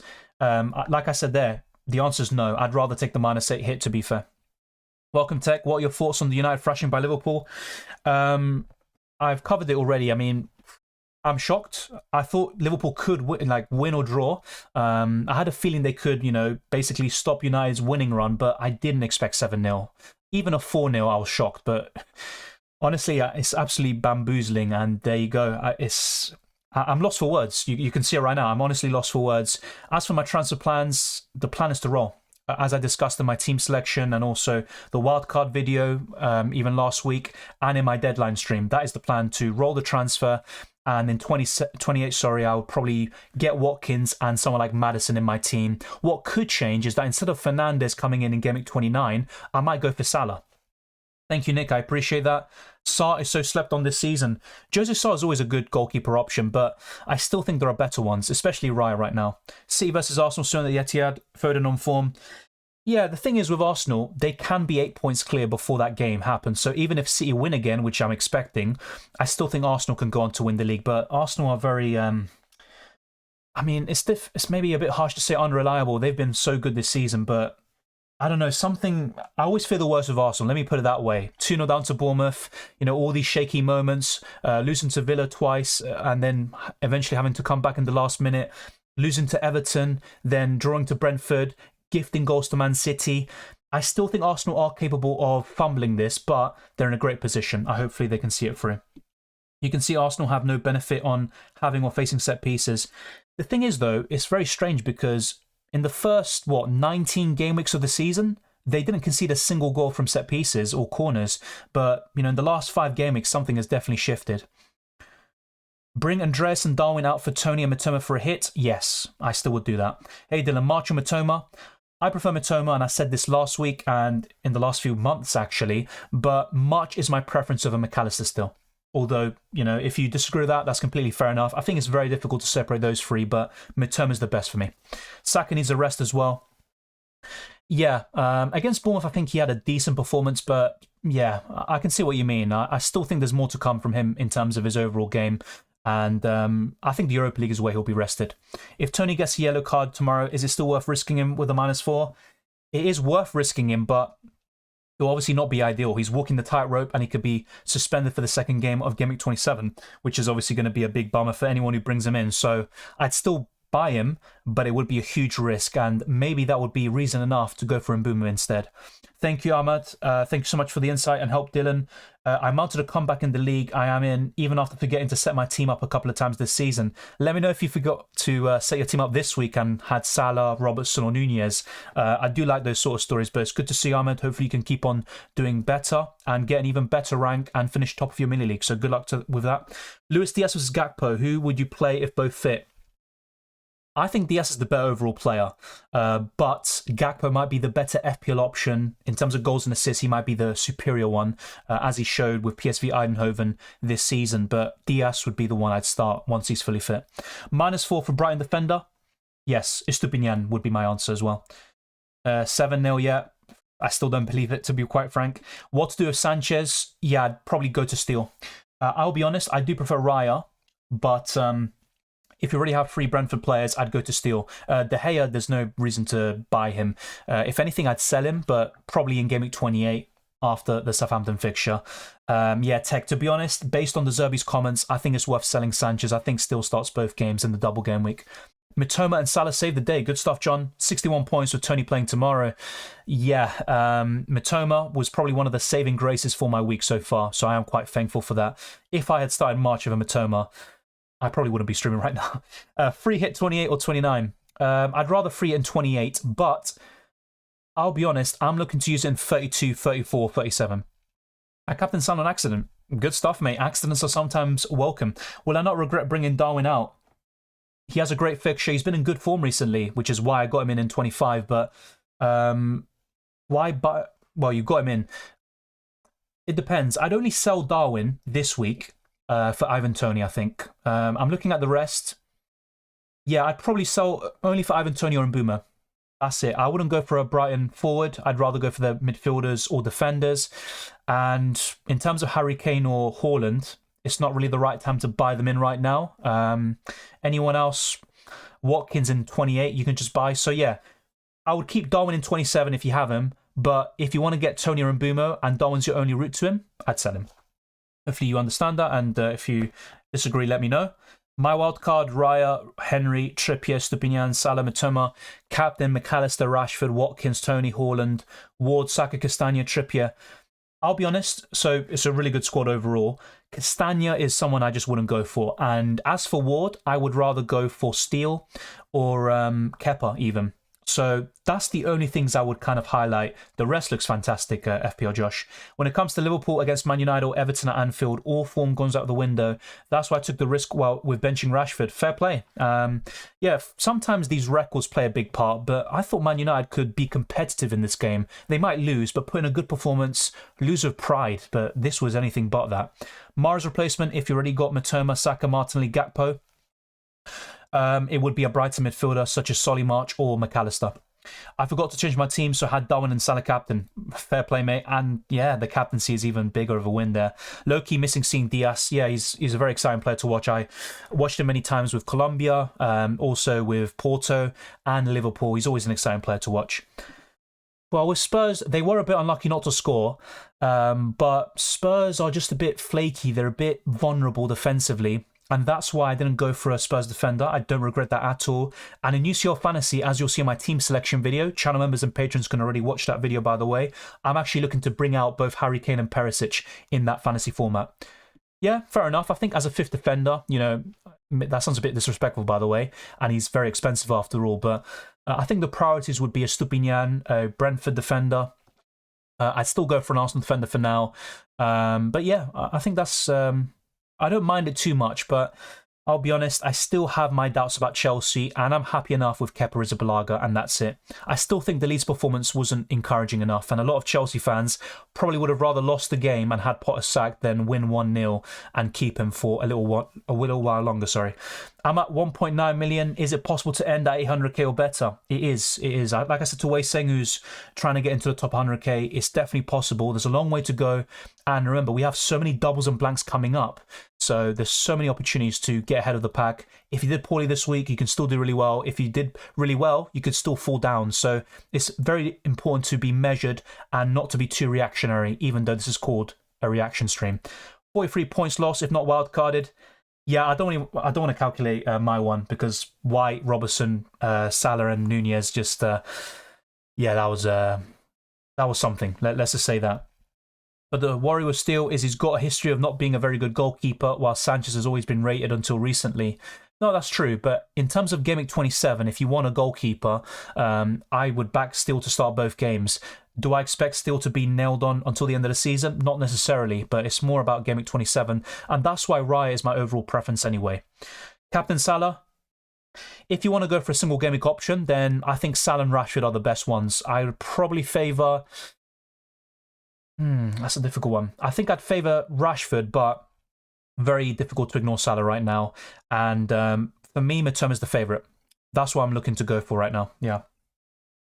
Yeah, they do have a double, but Leicester are awful defensively. You know, they just lost to Southampton, let's not forget. They've lost 15 games in the Premier League all season. When was the last time they kept a clean sheet? I'm trying to remember. I honestly wouldn't go for them. It's up to you. You know, if you really back them, then fair enough. But I definitely wouldn't double up on Leicester defensively. There's so many teams doubling in 29, 12 in fact. And I think they'll all get more points pretty much than Leicester assets, to be fair.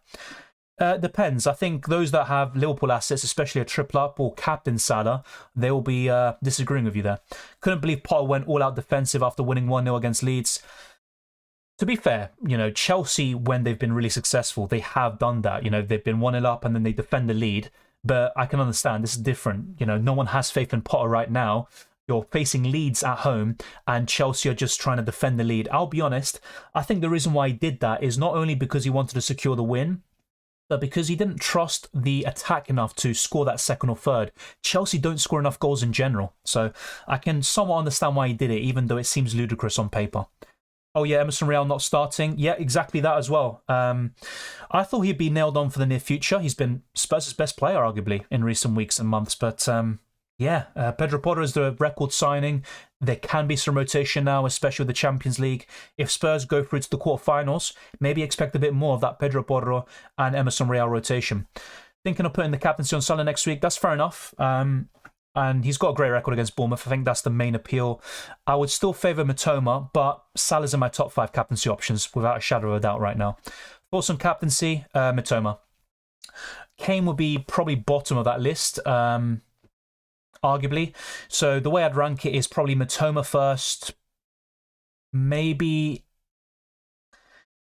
Yeah, Mitoma first, Rashford second, Salah third, Mbeumo fourth, Kane fifth, but it is quite tricky to rank the top 4 in particular. They could all haul, of course, but Mitoma would be my favourite. Can't wait to throw in another Chelsea joke after Dortmund game. Well, I'll see you for the Tuesday deadline stream and maybe afterwards as well. But yeah, points are tighter than ever this season. That is true. And that's why I'm quite happy that I only got a minimal red arrow, despite a Salah 21-pointer. If this was last season, I would be absolutely in the mud. I'd probably be around 1 million after this. I can't really answer this, for you because I don't know your team. It depends on your team situation, but is it worth wildcarding 27 to cover all these blanks and doubles coming up and set yourself up for the next 6 game weeks or so? Yeah, it is worth wildcarding still. Is it worth bringing in Botman already, have Trippier? Yes, I'd say so. But with Botman, would I buy him in right now? Not too sure. I mean, he faces Wolves now in game week 27. Good fiction 28, double in 29. Yeah, I think it is probably a decent time to buy him, actually, yeah. It was 26 where it was a bit more awkward with Man City away. I'm looking to bench boost in game week 29, so it's the worry that still could lose his place before then. And that's why, Tech, if you've got a spot, it's up to you. I'd go for Raya instead, but let me know your thoughts on that. I remember Bruno Fernandes saying, we're now playing as a team, and now the game being as a team. Yeah, I mean, look, United have done really well this season, but there have been some absolute shockers from them, against Brentford, Man City, and now Liverpool.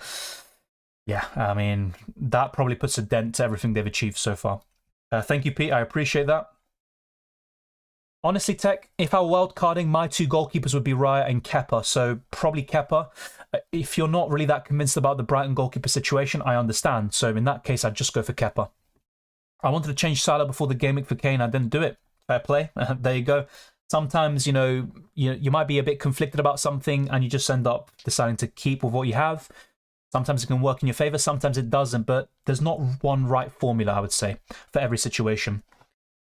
Oh, you already have Kepa, says Tech. Okay.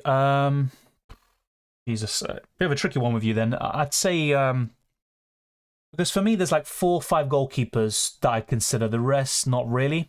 Nick Pope would be the one, but you might feel otherwise there.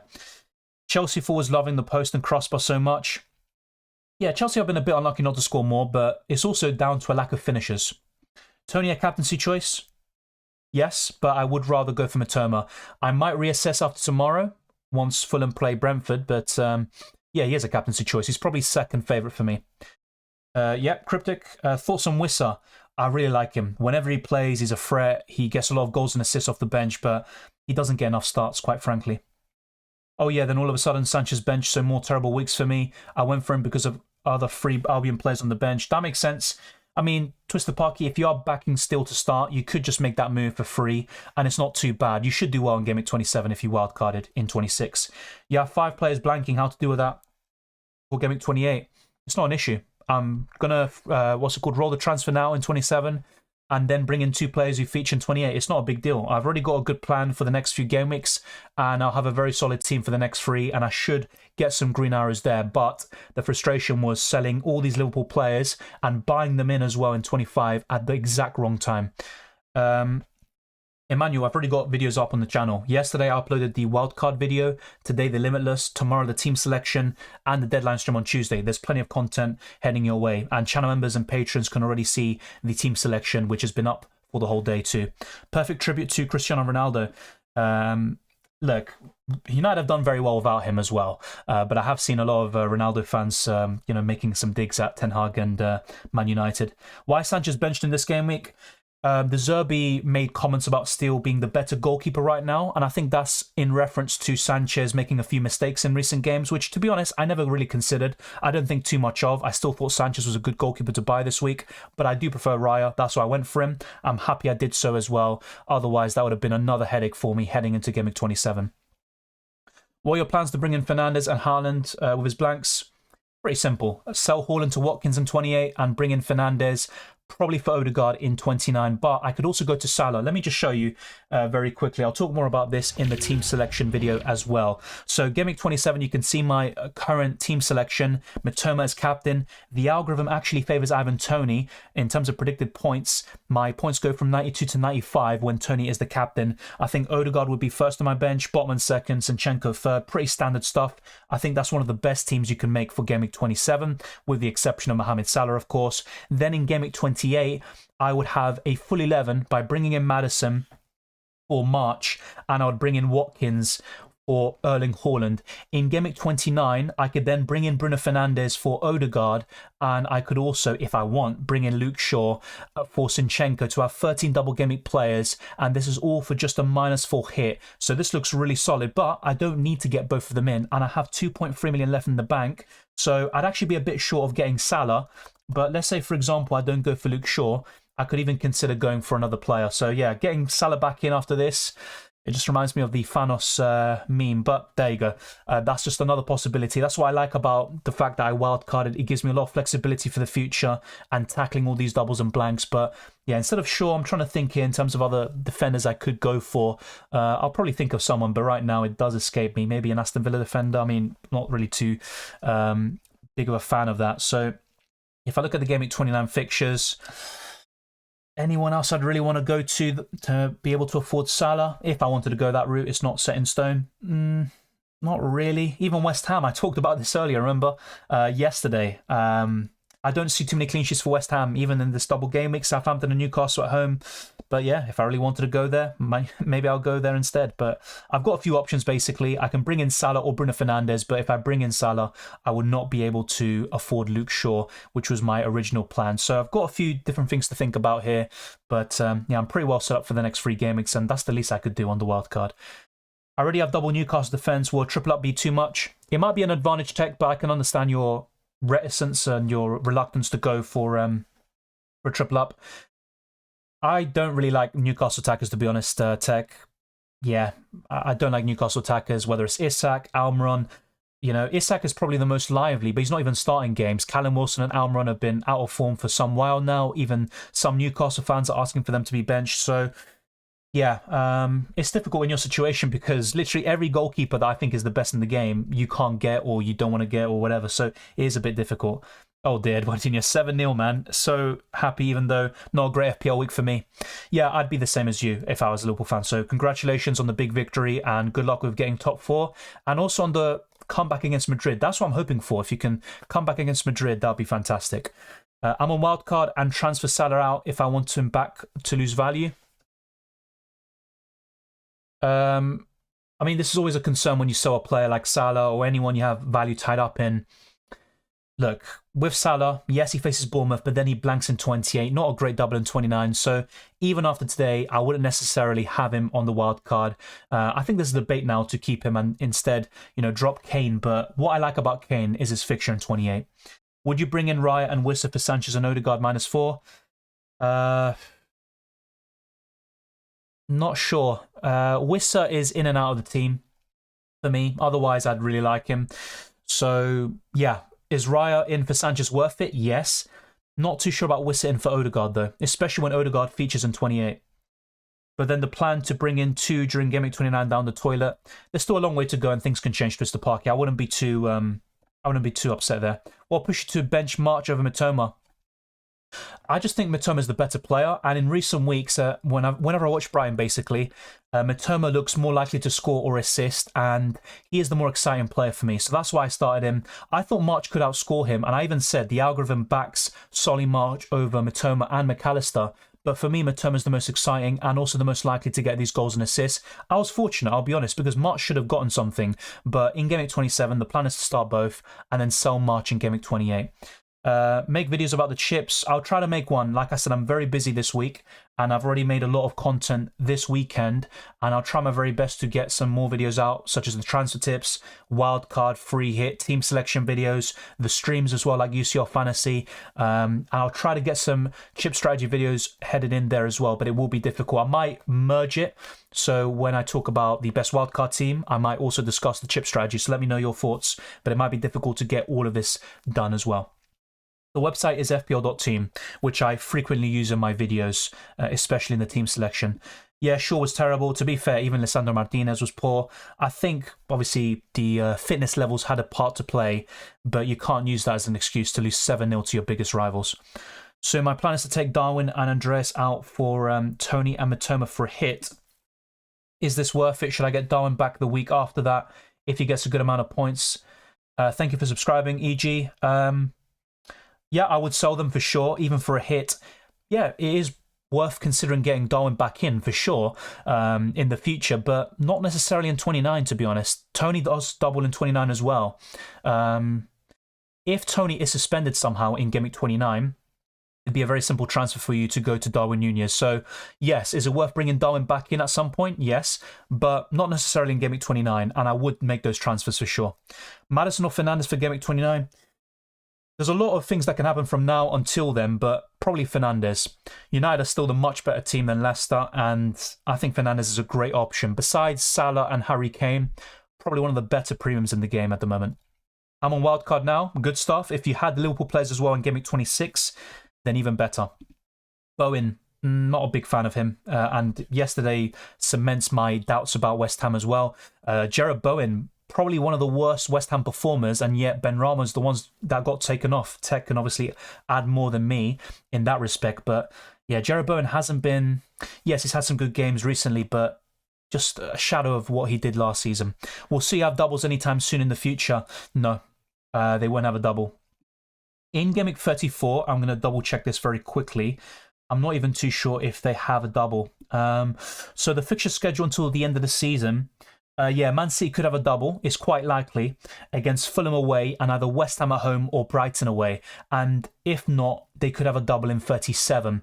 But yeah, basically, yeah, Game Week 34 is the next time Man City should have a double. Not any time before that. Let's go back to my team, by the way. So I showed you my plans, what I could do with my team selection. I'm probably going to roll the transfer, but I'll talk more about this in the team selection video and everything else coming up this week. But yeah, we'll go through the other questions too. Ryan, Henry, Tony, or Tony and Mbeumo Raya. Good question. I'd rather go for the double up defensively. So Raya, Henry, Tony. Mbeumo's not bad though. I'll be honest, he's not bad. Is Estupinian a captaincy risk that might work great? Yeah, I think from the defenders, he's the one I'd most likely captain. So not a bad shout, but I'm always wary about captaining a defender, especially when he plays for, no disrespect, Brighton are a good team, but Brighton aren't, how do I say this? Despite the fixtures being quite good in 27, I wouldn't be that convinced of 1 or 2 clean sheets necessarily. So yeah, I would rather favour the attackers like Matoma. I think they have a high ceiling in general.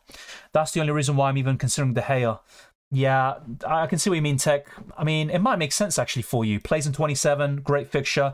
Also, decent double in 29, but yeah, I'm not so sure about De Gea. He pretty much conceded with every shot today as well. Ward save a pen, still lose to Southampton. Exactly.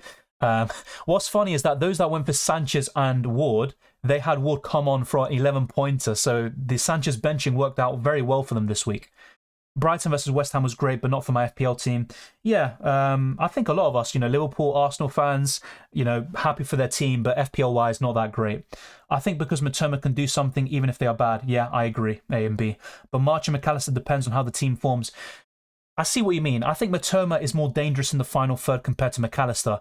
I'm a big fan of McAllister, especially as an Argentine, but I see what you mean. I think McAllister plays well irrespective of how Brighton play, but in terms of FPL points, I think I know what you mean. Matoma's more likely to get a goal or assist, even if Brighton aren't having the greatest of games. I think one big example is the game against Bournemouth where Matoma scored like a last-minute winner. Dylan, you're right to start Matoma. Again, I did not with visual observations and my gut, but went with stats. I mean, look, I was also fortunate. March should have scored. He should have gotten some points on the board in 26. And also, you know, you say this, I got that right, but I also sold White, Robertson, Darwin, and Sal on the wild card. So, look, you're going to get things wrong and some things right, but you can't really think too much about that. Time to ditch Trippier now? I don't think so. I know he's been very bad recently. His ownership is so high, but good fixture in 27, decent double in 29, good fixture as well in 28. I could see him getting some returns. 2 clean sheets in the next 4 games available. I could see that happening. And if he gets those clean sheets, bonus points, maybe even an assist is on the way too. Or is it worth to do Sanchez plus Henry to Raya Stupinian for -4? I mean, I prefer Ryan and Stupinian, but is it worth a -4 hit? That's a tough one. Maybe with Sanchez possibly being benched for both games, maybe it is worth it. But I don't know. I don't know, Tech. In your situation, it might be best to go for De Gea, which sounds absolutely crazy after they leaked 7 goals today. No worries, Twister Parky. It's all good. It's no worries there. It happens sometimes. I just try to keep answering to make sure you saw the question or the answer to your question.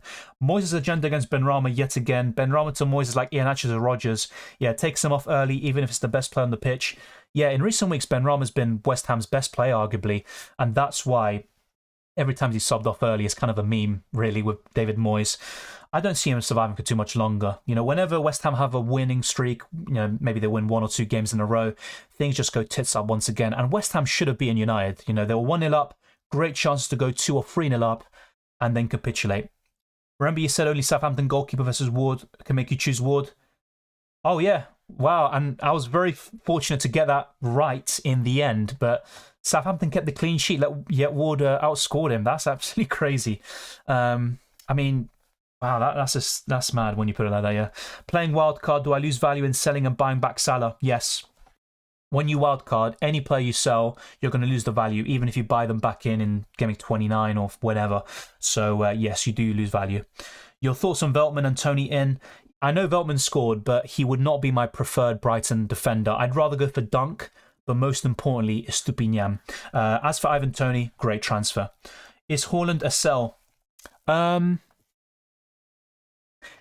Look, in my situation, I'm not going to sell him because when I look at my team, even Watkins, who I want for Game 28, I'd probably bench Watkins this week, and I prefer Haaland.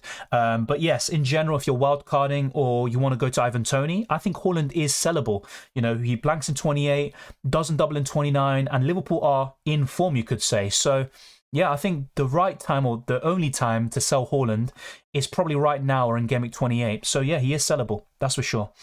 Haaland to Kane for a free transfer. I'm tripled up on Brentford and Brighton. I think it's worth it. Kane faces Forest at home, who have been decent in general, but Forest have leaked in, 6 goals in the last 2 games. So I think that does bode well for Harry Kane and co. So yeah, I think it is worth it, but it can backfire. And any return Haaland gets will cause a red arrow, and you would need Harry Kane to outscore him to make that worthwhile. But I think he will. Mara's replacement, Mitoma and March or McAllister. My preference is with Mitoma. And apart from the Brighton midfielders who are obvious, I'd say Maddison's good for 27, 28 and 29. And also, if you don't have them already, Bukayo Saka's good. So it's kind of difficult to buy in a midfielder this week. I don't like the Brentford ones necessarily. Wissa, if he started games every single game, yes, I'd love him, but he doesn't. So yeah, I'd probably say Mitoma and March/McAllister. Do you think Man United will bounce back next game? Yeah, I think they'll beat Southampton and they could even win comprehensively. Yeah, I agree, Francis. I mean, fantasy is just, this is the fun of it, you know. Things seem very simple on paper. You've got a clear plan for the next 5-6 game weeks, whether you wildcard or you make transfers. You bring out these Liverpool players and look what they do. That's the beauty of football and FPL sometimes. I actually do enjoy the fact that it has opened up the game a little bit more, especially in terms of our thinking, which maybe has been a bit rigid. I mean, in the same game week, buying and selling. Yes. So look, if you sell Salah, then buy him back in on the wildcard, even if it's the same week, you're going to lose value. So much captaincy options next game week, that is true. Rashford, even Haaland's a good option. Harry Kane, Salah, Mitoma, Solly March, Tony, Estupinian. I think there's quite a lot, actually. And I even wouldn't rule out an Arsenal player, although against Fulham, that's a tough game. I would actually expect Arsenal to potentially drop points. McAllister worth considering? Yeah, he is worth considering, definitely. But I do prefer March and, more importantly, Matoma. It's really close separating the three Brighton midfielders, but Matoma's my favourite. Cheers Tech. Looks like I'm selling De Gea then. I would think on it. I wouldn't buy him definitely right now. I'd wait until the rest of the week and then make a final decision. But right now, considering your situation, it might be the best one for you. Haaland going out on my wildcard for sure. Yeah, I think that's fair enough. If I were wildcarding this week, I'm going to make a video very soon. I'll try to do that, by midweek or something like that. Then yes, I'd probably go about him as well. Have you been paying attention to Inter recently? Seems like Dumfries is starting a lot more games now. Yeah, so the Tech, I actually I made my team selection video. It's already out for members and stuff. It's going to be out tomorrow for everyone. I'm looking to sell Darmian anyway. But yeah, DiMarco, so unlucky for owners in match day 7. He was actually doing really well, creating chances on set pieces, then subbed off very early, didn't get the clean sheet points, and I think he got a yellow card as well in that game. So yeah, DiMarco owners are very unlucky, and I'd actually sell Inter Milan defenders. I wouldn't go to Dumfries. I have Onana anyway, so he's my Inter Milan coverage defensively. But yeah, I'd sell DiMarco and Darmian. I might not bring in Steele. Yeah, I can understand your reluctance there. And to be fair, in my opinion, the points are there for Brighton players in Estupinian or another defender and 2 midfielders. And my preference is Matoma and March, but McAllister, of course, is also really good. Who do you see replacing Potter if he's sacked? Good question. Wow, I need to think about that one because there's some really good managers in the market, like Gallardo, but I don't see him going to Chelsea. If you don't know him, he managed River Plate, won like 13 trophies, including multiple intercontinental trophies with River Plate. He's a really good manager, linked to Argentina for many years as the national team manager. I'm not sure who Chelsea would get, actually. I might be forgetting somebody really obvious. Ancelotti's linked to a move with Brazil. Then you have Conte. He's probably leaving Tottenham, but is he going to go Chelsea? I'm not so sure. I don't know. Honestly, maybe with all the news and the noise coming out of Chelsea and Ted Boehly's approach, maybe Potter will be given time, which is a bit strange. I'm not sure who would... I don't see a manager replacing Potter at the moment. Tempted to captain Kane next game week? Yeah, that's fair enough. With Spurs' recent form, especially the last 2 games, I don't know if I'll do that. I would go for Steele. Pope is the better option in general until the end of the season, and he also features in 28, but it might be difficult. So, Vegard, if you've only got Trippier to cover Newcastle defensively, I'd probably go for Pope. So, nothing's changed. We all know who blanks in 28. That's Brentford. Brentford. I already messed it up. Man United, Brighton. And the other 2 teams are Man City and... How am I forgetting already? Jesus Christ, I'm a bit stupid. 1 second. So yeah, the 4 teams blanking are Man United, Brighton, Man City and West Ham. Yeah, that was it. Sorry, I don't even know why there's so many blank game weeks and stuff, I'm kind of lost my mind already. But yeah, those are the teams blanking. Nothing's changed from the last weeks, basically. Play Odegaard or buy Tony for a -4 after tomorrow's game. I would take a -4 for Tony, but... do it after the game because Tony might get yellow and then he's walking the tightrope in terms of suspension. Cancelo thoughts? Yeah, he's not even playing for Bayern Munich, which is a big thing. I wouldn't go for a Bayern Munich defender in UCL Fantasy anyway, and we'll cover this on Tuesday. But yeah, I'm surprised. He lost a spot in Portugal at Man City and now he's not even playing for Bayern Munich either. Yeah, Zidane, yeah, that is a good shout. Yeah, I think Zidane would be the most likely, or, more of a Chelsea type of manager, but I don't know, to be honest. And there's also a language barrier to overcome for him. Sanchez, Martinelli to Pope Mitoma. Yes, I think it is worth it, but my issue is Martinelli is a great option for game week 28.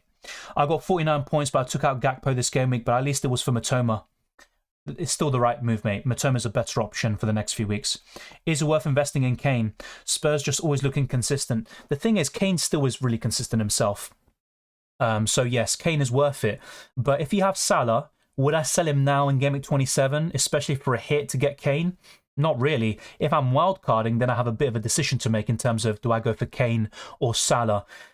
For the next 2 game weeks, I prefer Kane, especially with the blank in mind. But for game week 29 onwards, it'd be a bit different, actually. I'd be a bit more concerned, and it's not as simple as it seems. But It's really close between those two for the second best premium in the game.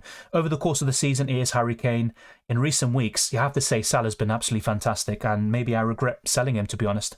Yes, Simeone, he's been constantly linked with a move away from Atletico. He's been there for so many years now, I think like 12 or 13. He set a record, actually, I think, for the most games as an Atletico Madrid manager in a 6-1 win over Sevilla. But yeah, Simeone is like a perfect type of manager for Chelsea. They're kind of synonymous with defensive football as well. Who to replace with DeMarco? I'd honestly go for another Benfica defender, Tech. So Antonio Silva or Otamendi. I agree, but I have Sanchez, March, Matoma, Henry, me, and Tony. I originally wanted Raya, but Gameweek 28 bench problem. Not sure what to do with Sanchez. He may miss more games in the future doubles. Yeah, I see what you mean, Twisted. And once again, I preferred Raya because of his higher ceiling, but I understood why people went for Sanchez. Also, until the end of the season, Brighton have better fixtures than Raya. There's a bit of a fixture swing around Gameweek 30 or 31 for Brentford, so I do understand why you did it. And it's very unlucky. No one expected it. Do you think Bielsa will be back in the Premier League? No, I don't think so. Why don't you like buying defenders? Because I don't expect them to keep a clean sheet against Paris Saint-Germain. Look, I'm not saying they're bad or anything, but I would rather just go for the defenders I back to get a clean sheet in match day 8, and in this case it'd be Benfica. I think it's a very simple move for you, and they have a great chance of going through. Club Brugge are in disarray. I think Upamecano will be my favourite Bayern Munich defender. Do you think Chelsea can come back? Of course, it's only one goal. The problem is, can Chelsea score 1 goal or 2 goals? I mean, they can, but we haven't seen enough evidence in recent weeks. Yeah, it's definitely possible, but Dortmund have won every single game in 2023. My prediction is Dortmund will go through. I had 1 free transfer before wildcard. Will I have 2 free transfers next game week? No. If you wildcarded now, you always have 1 free transfer the week after you play the wildcard or free hit. It doesn't matter if you had 2 free transfers, 1, if you've already taken a hit, it doesn't matter. You will have 1 free transfer the week after. I would rather have Tuchel back, yeah, but then that just seems like a completely bad decision, which we all know about, to be fair, to get rid of Tuchel. I have Vlaco Dimas as keeper. I actually might go for triple up in Benfica defensively, but Tech, honestly, I don't know. If you want, go for Upamecano, that would be my pick, but I don't expect too many clean sheets. I look at Napoli, Benfica, and Man City as the most likely to keep a clean sheet. So if you don't want to go for a Benfica defender, Upamecano or Ruben Dias could be the best bet for you. Man United looked tired today. I think 2 games almost every week has caught up with them. Yeah, look, I admit that, and I do sympathise a little bit, but that's not an excuse to lose 7-0. Saved my wild card and played Salah, Trent, White, Mings, and bought in Matoma. Really good. I like that, Hennig, and fair play to you. Congratulations. I wouldn't have got in Matoma with my normal team, but I also would have had Salah and all these other players that I don't want to mention once again. So, yeah, it's a bit of a bittersweet moment, a bittersweet week for me so far, but good to see you do so well. No, Potter hasn't got sacked yet, and he'll get the Dortmund game for sure. If Chelsea lose there and get eliminated, there is a chance, but until then, I wouldn't say so. Yeah, Ruben Dias, I mean, I'll be honest, John Stones is my favourite Man City UCL Fantasy Defender asset, but he's still out. He's the most likely to get ball recoveries, so once he's back in the mix, I think he would be the one to target. But yeah, Ruben Dias is starting every single game for City, 90 minutes, and City have been a bit better defensively. They're still conceding chances. They should have conceded against Newcastle, but yeah, I think Ruben Dias is probably one of the more likely defenders to keep a clean sheet in match day 8. Bellingham price tag will be crazy if Dortmund ended up winning the Bundesliga. Yeah, I mean, it's already crazy enough, to be fair. It's all team dependent, but I'm looking to use it in Game Week 32, where the likes of Man City, Brighton and Man United will most likely blank, and also Chelsea. That's fair enough. Leipzig are fairly decent, but what I'm basically saying is I don't see many clean sheets in general. So I think Benfica are the most likely, then Napoli, then I'd say City are the most likely. I don't really see too many across the board. Sane's situation, he was injured. He just came back. He came on off the bench in a 2-1 victory against Stuttgart. So there's no guarantee Sane starts in the Champions League against Paris Saint-Germain. Dortmund versus Bayern game, when it happens, would literally be a title-winning game. Yeah, I agree. Hopefully Dortmund win it. It'll be a bit different. I mean, I don't have any real preference in general, but I think Dortmund are, more of a fan's favourite. McAllister in for March this week. I don't think so. If you want to go there, go for it, back your gut. And I said the same for McAllister owners this week, but I still prefer March, and he was very unlucky not to get a return in Game Week 26. So I would hold and not jump the gun just yet. But thank you to everyone who's been tuning in. We've been streaming for nearly 2 hours. I mean, that has kind of flown by. I'll answer a few more questions before wrapping this up, but it's always a pleasure talking to you. I'm going to be very busy this week, but the plan is to keep on uploading content, have the stream on Tuesday for UCL Fantasy. There's going to be a team selection video tomorrow for UCL Fantasy, and be sure to check out the Limitless and Wildcard team videos, which are already out on the channel. So look, we'll talk more about this in the team selection, but the plan is to roll, which I also discussed in the deadline stream and the wildcard videos as well. Thank you very much, A&B. Very much appreciated. You didn't have to, mate. And the same goes for everyone else who sent a super chat and all the new channel members. But I appreciate the kind words, and good luck to you for the rest of the season and also with your football team. Laporte is my favourite Man City defender for fantasy. Last season, he carried my team.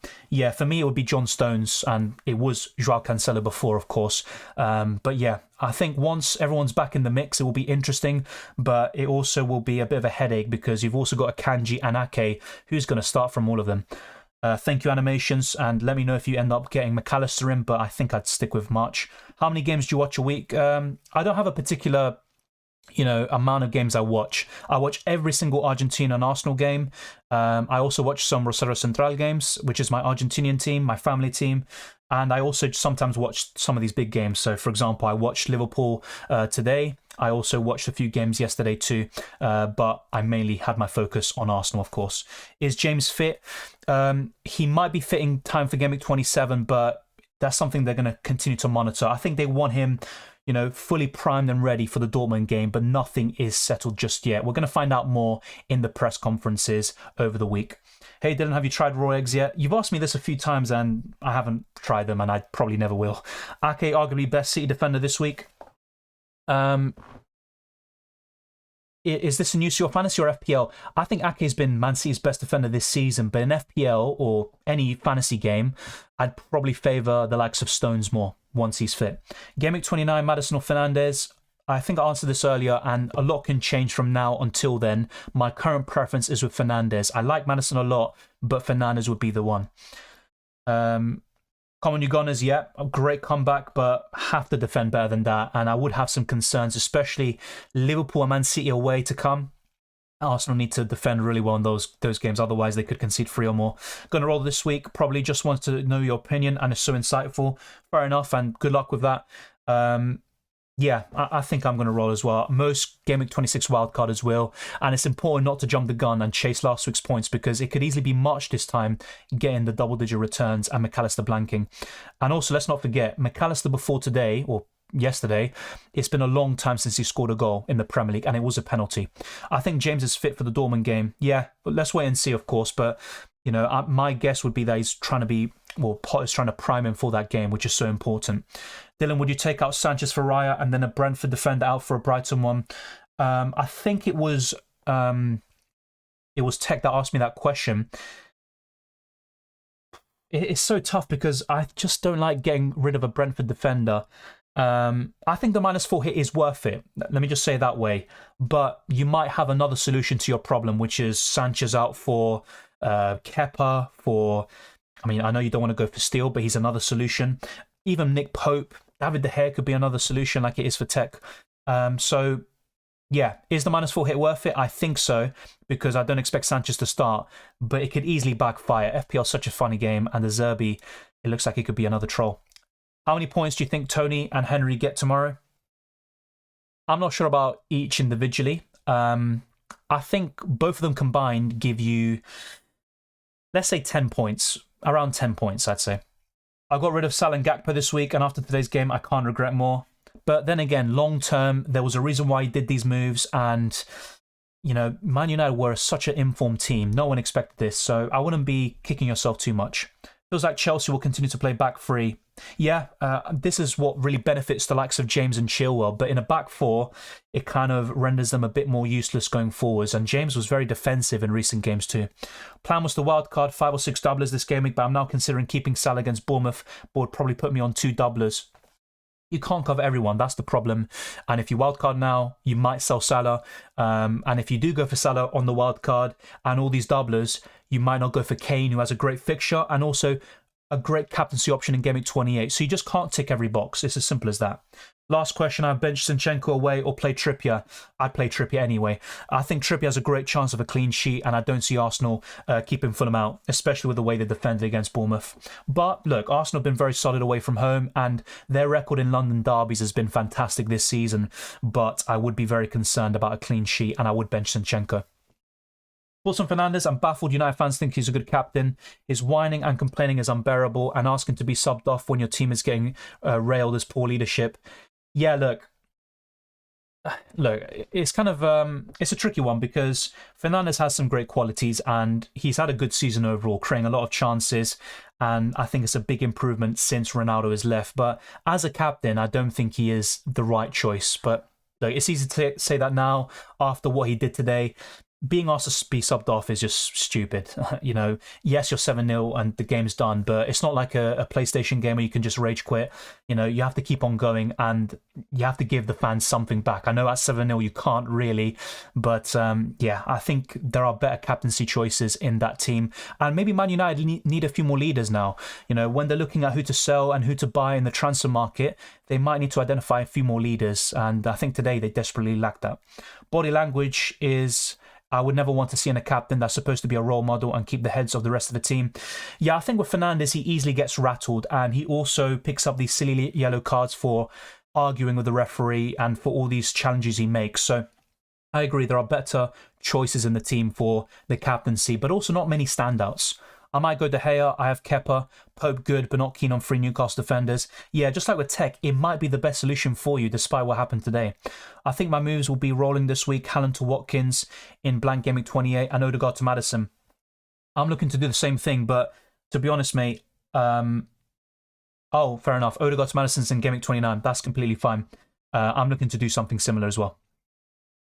Swap Salah and Andreas out for Matoma and March from -4. Could still break even on this week. Need Andreas to miss 2 penalties, score an own goal, get a red card, and I just break even. All is not lost.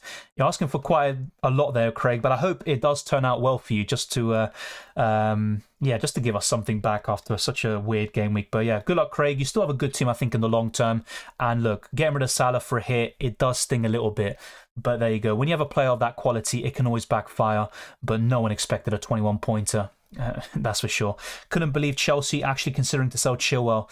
I've seen a lot of people hate Mount, actually, a lot of Chelsea fans, and the same goes for Jorginho.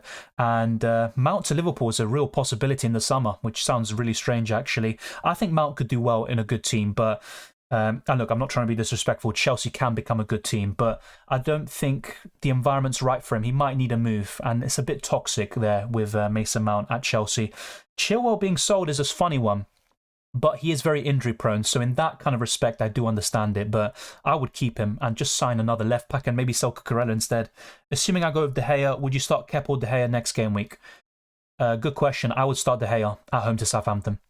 I think I'll hold this week because I have Kepa and only miss out on 1 game. Then if still continues to start, I can make that decision before Game Week 29. And also, if Sanchez starts, you can just start Sanchez in case, by the way, Twisted Parky. If he does start, you have that advantage of everyone who sold Sanchez or brought Still in. The chances of that happening, though, are slim, but still possible. Hoping for Andreas Hall to regain this game week. It's funny to see Craig wish for the worst for Andreas, and then you say the complete opposite. My brother missed the deadline and has 75 points right now and still has Tony left. Yeah, he's probably on for a decent haul. Even if Tony blanks, that's a fantastic score this week.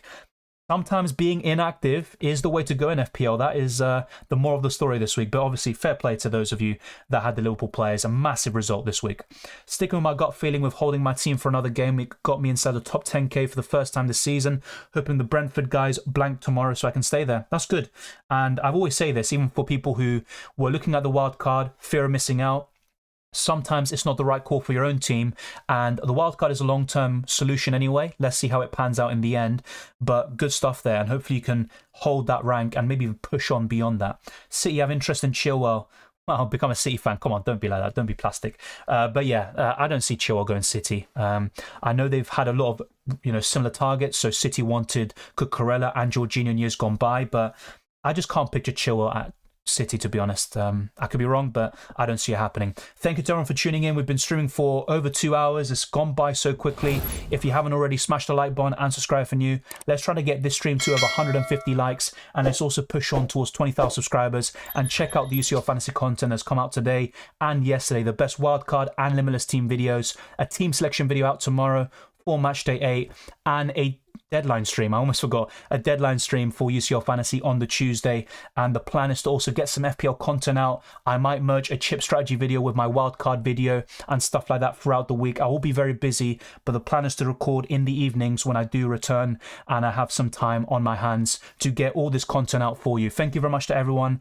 If you've got any questions or comments that you want me to answer, put them in the comment section down below, or the Discord server. You can also reach out to me on Twitter and Instagram, DylanRCM, and be sure to check out the links in the description below for the Patreon, the channel memberships, the Discord server, and the FPL League. Thank you to everyone who signed up also as a channel member recently, as a patron, and also who sent in super chats. You're greatly appreciated as always. And also be sure to check out this link for Sorare. And it's a fantasy game which is very innovative, and it's also a bit of fun as well. Yeah, Tech, look, I wasn't trying to be rude, by the way. It's just, I'm just saying, don't ditch your team. I've always had the temptation with Arsenal to, support another club, and I just can't bring myself to do it. Hey, no bad vibes, Brentford players. I'm on 24 points this week. I need a miracle. Yeah, good luck to Parky. I wish you the best. There's still a long way to go in the season, and you can reverse this situation. One bad week does not define your season. How long do you think Salah can retain his form? As long as possible. He's one of the best Premier League wingers of all time, and let's not forget, he's probably the best FPL asset in history. But it's all dependent, how Liverpool can keep their main players fit. Once Diaz comes back as well, that could be a huge positive. Despite today, Liverpool have still a very weak midfield that can cost them in the future too. Let's not forget.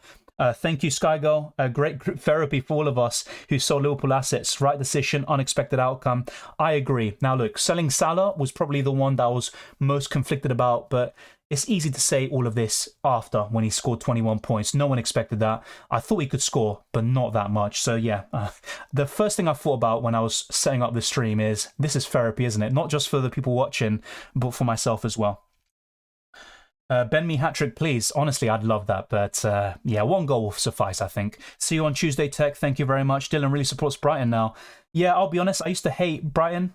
Maybe hate's a strong word, but I used to hate the fact that Brighton always beat Arsenal or got a result. But I'm warming more towards Brighton as we go along. So maybe you've converted me a little bit. Salah now is the top scoring FPL midfielder. It's absolutely crazy, isn't it? It absolutely is. I still think Kane's been better over the course of the season, but things change so quickly. And now we might be in a rush to get Salah back in 27, but more importantly, in Game Week 29. Bench Rashford, played Salah. What a great way to end it. Good stuff, Ali. And that's why sometimes backing your gut. I would never have benched Rashford this week. The same goes for benching a Salah or Harry Kane. But there you go. In the end, I sold such high-scoring players this week, which I don't want to talk about again. If you want to see who I had, check out my last team selection video and just laugh at what's happened. So thank you to everyone for tuning in. I wish you all the best of luck for tomorrow, the Brentford-Fulham game, and the rest of the season. I'll see you in the next few streams and videos.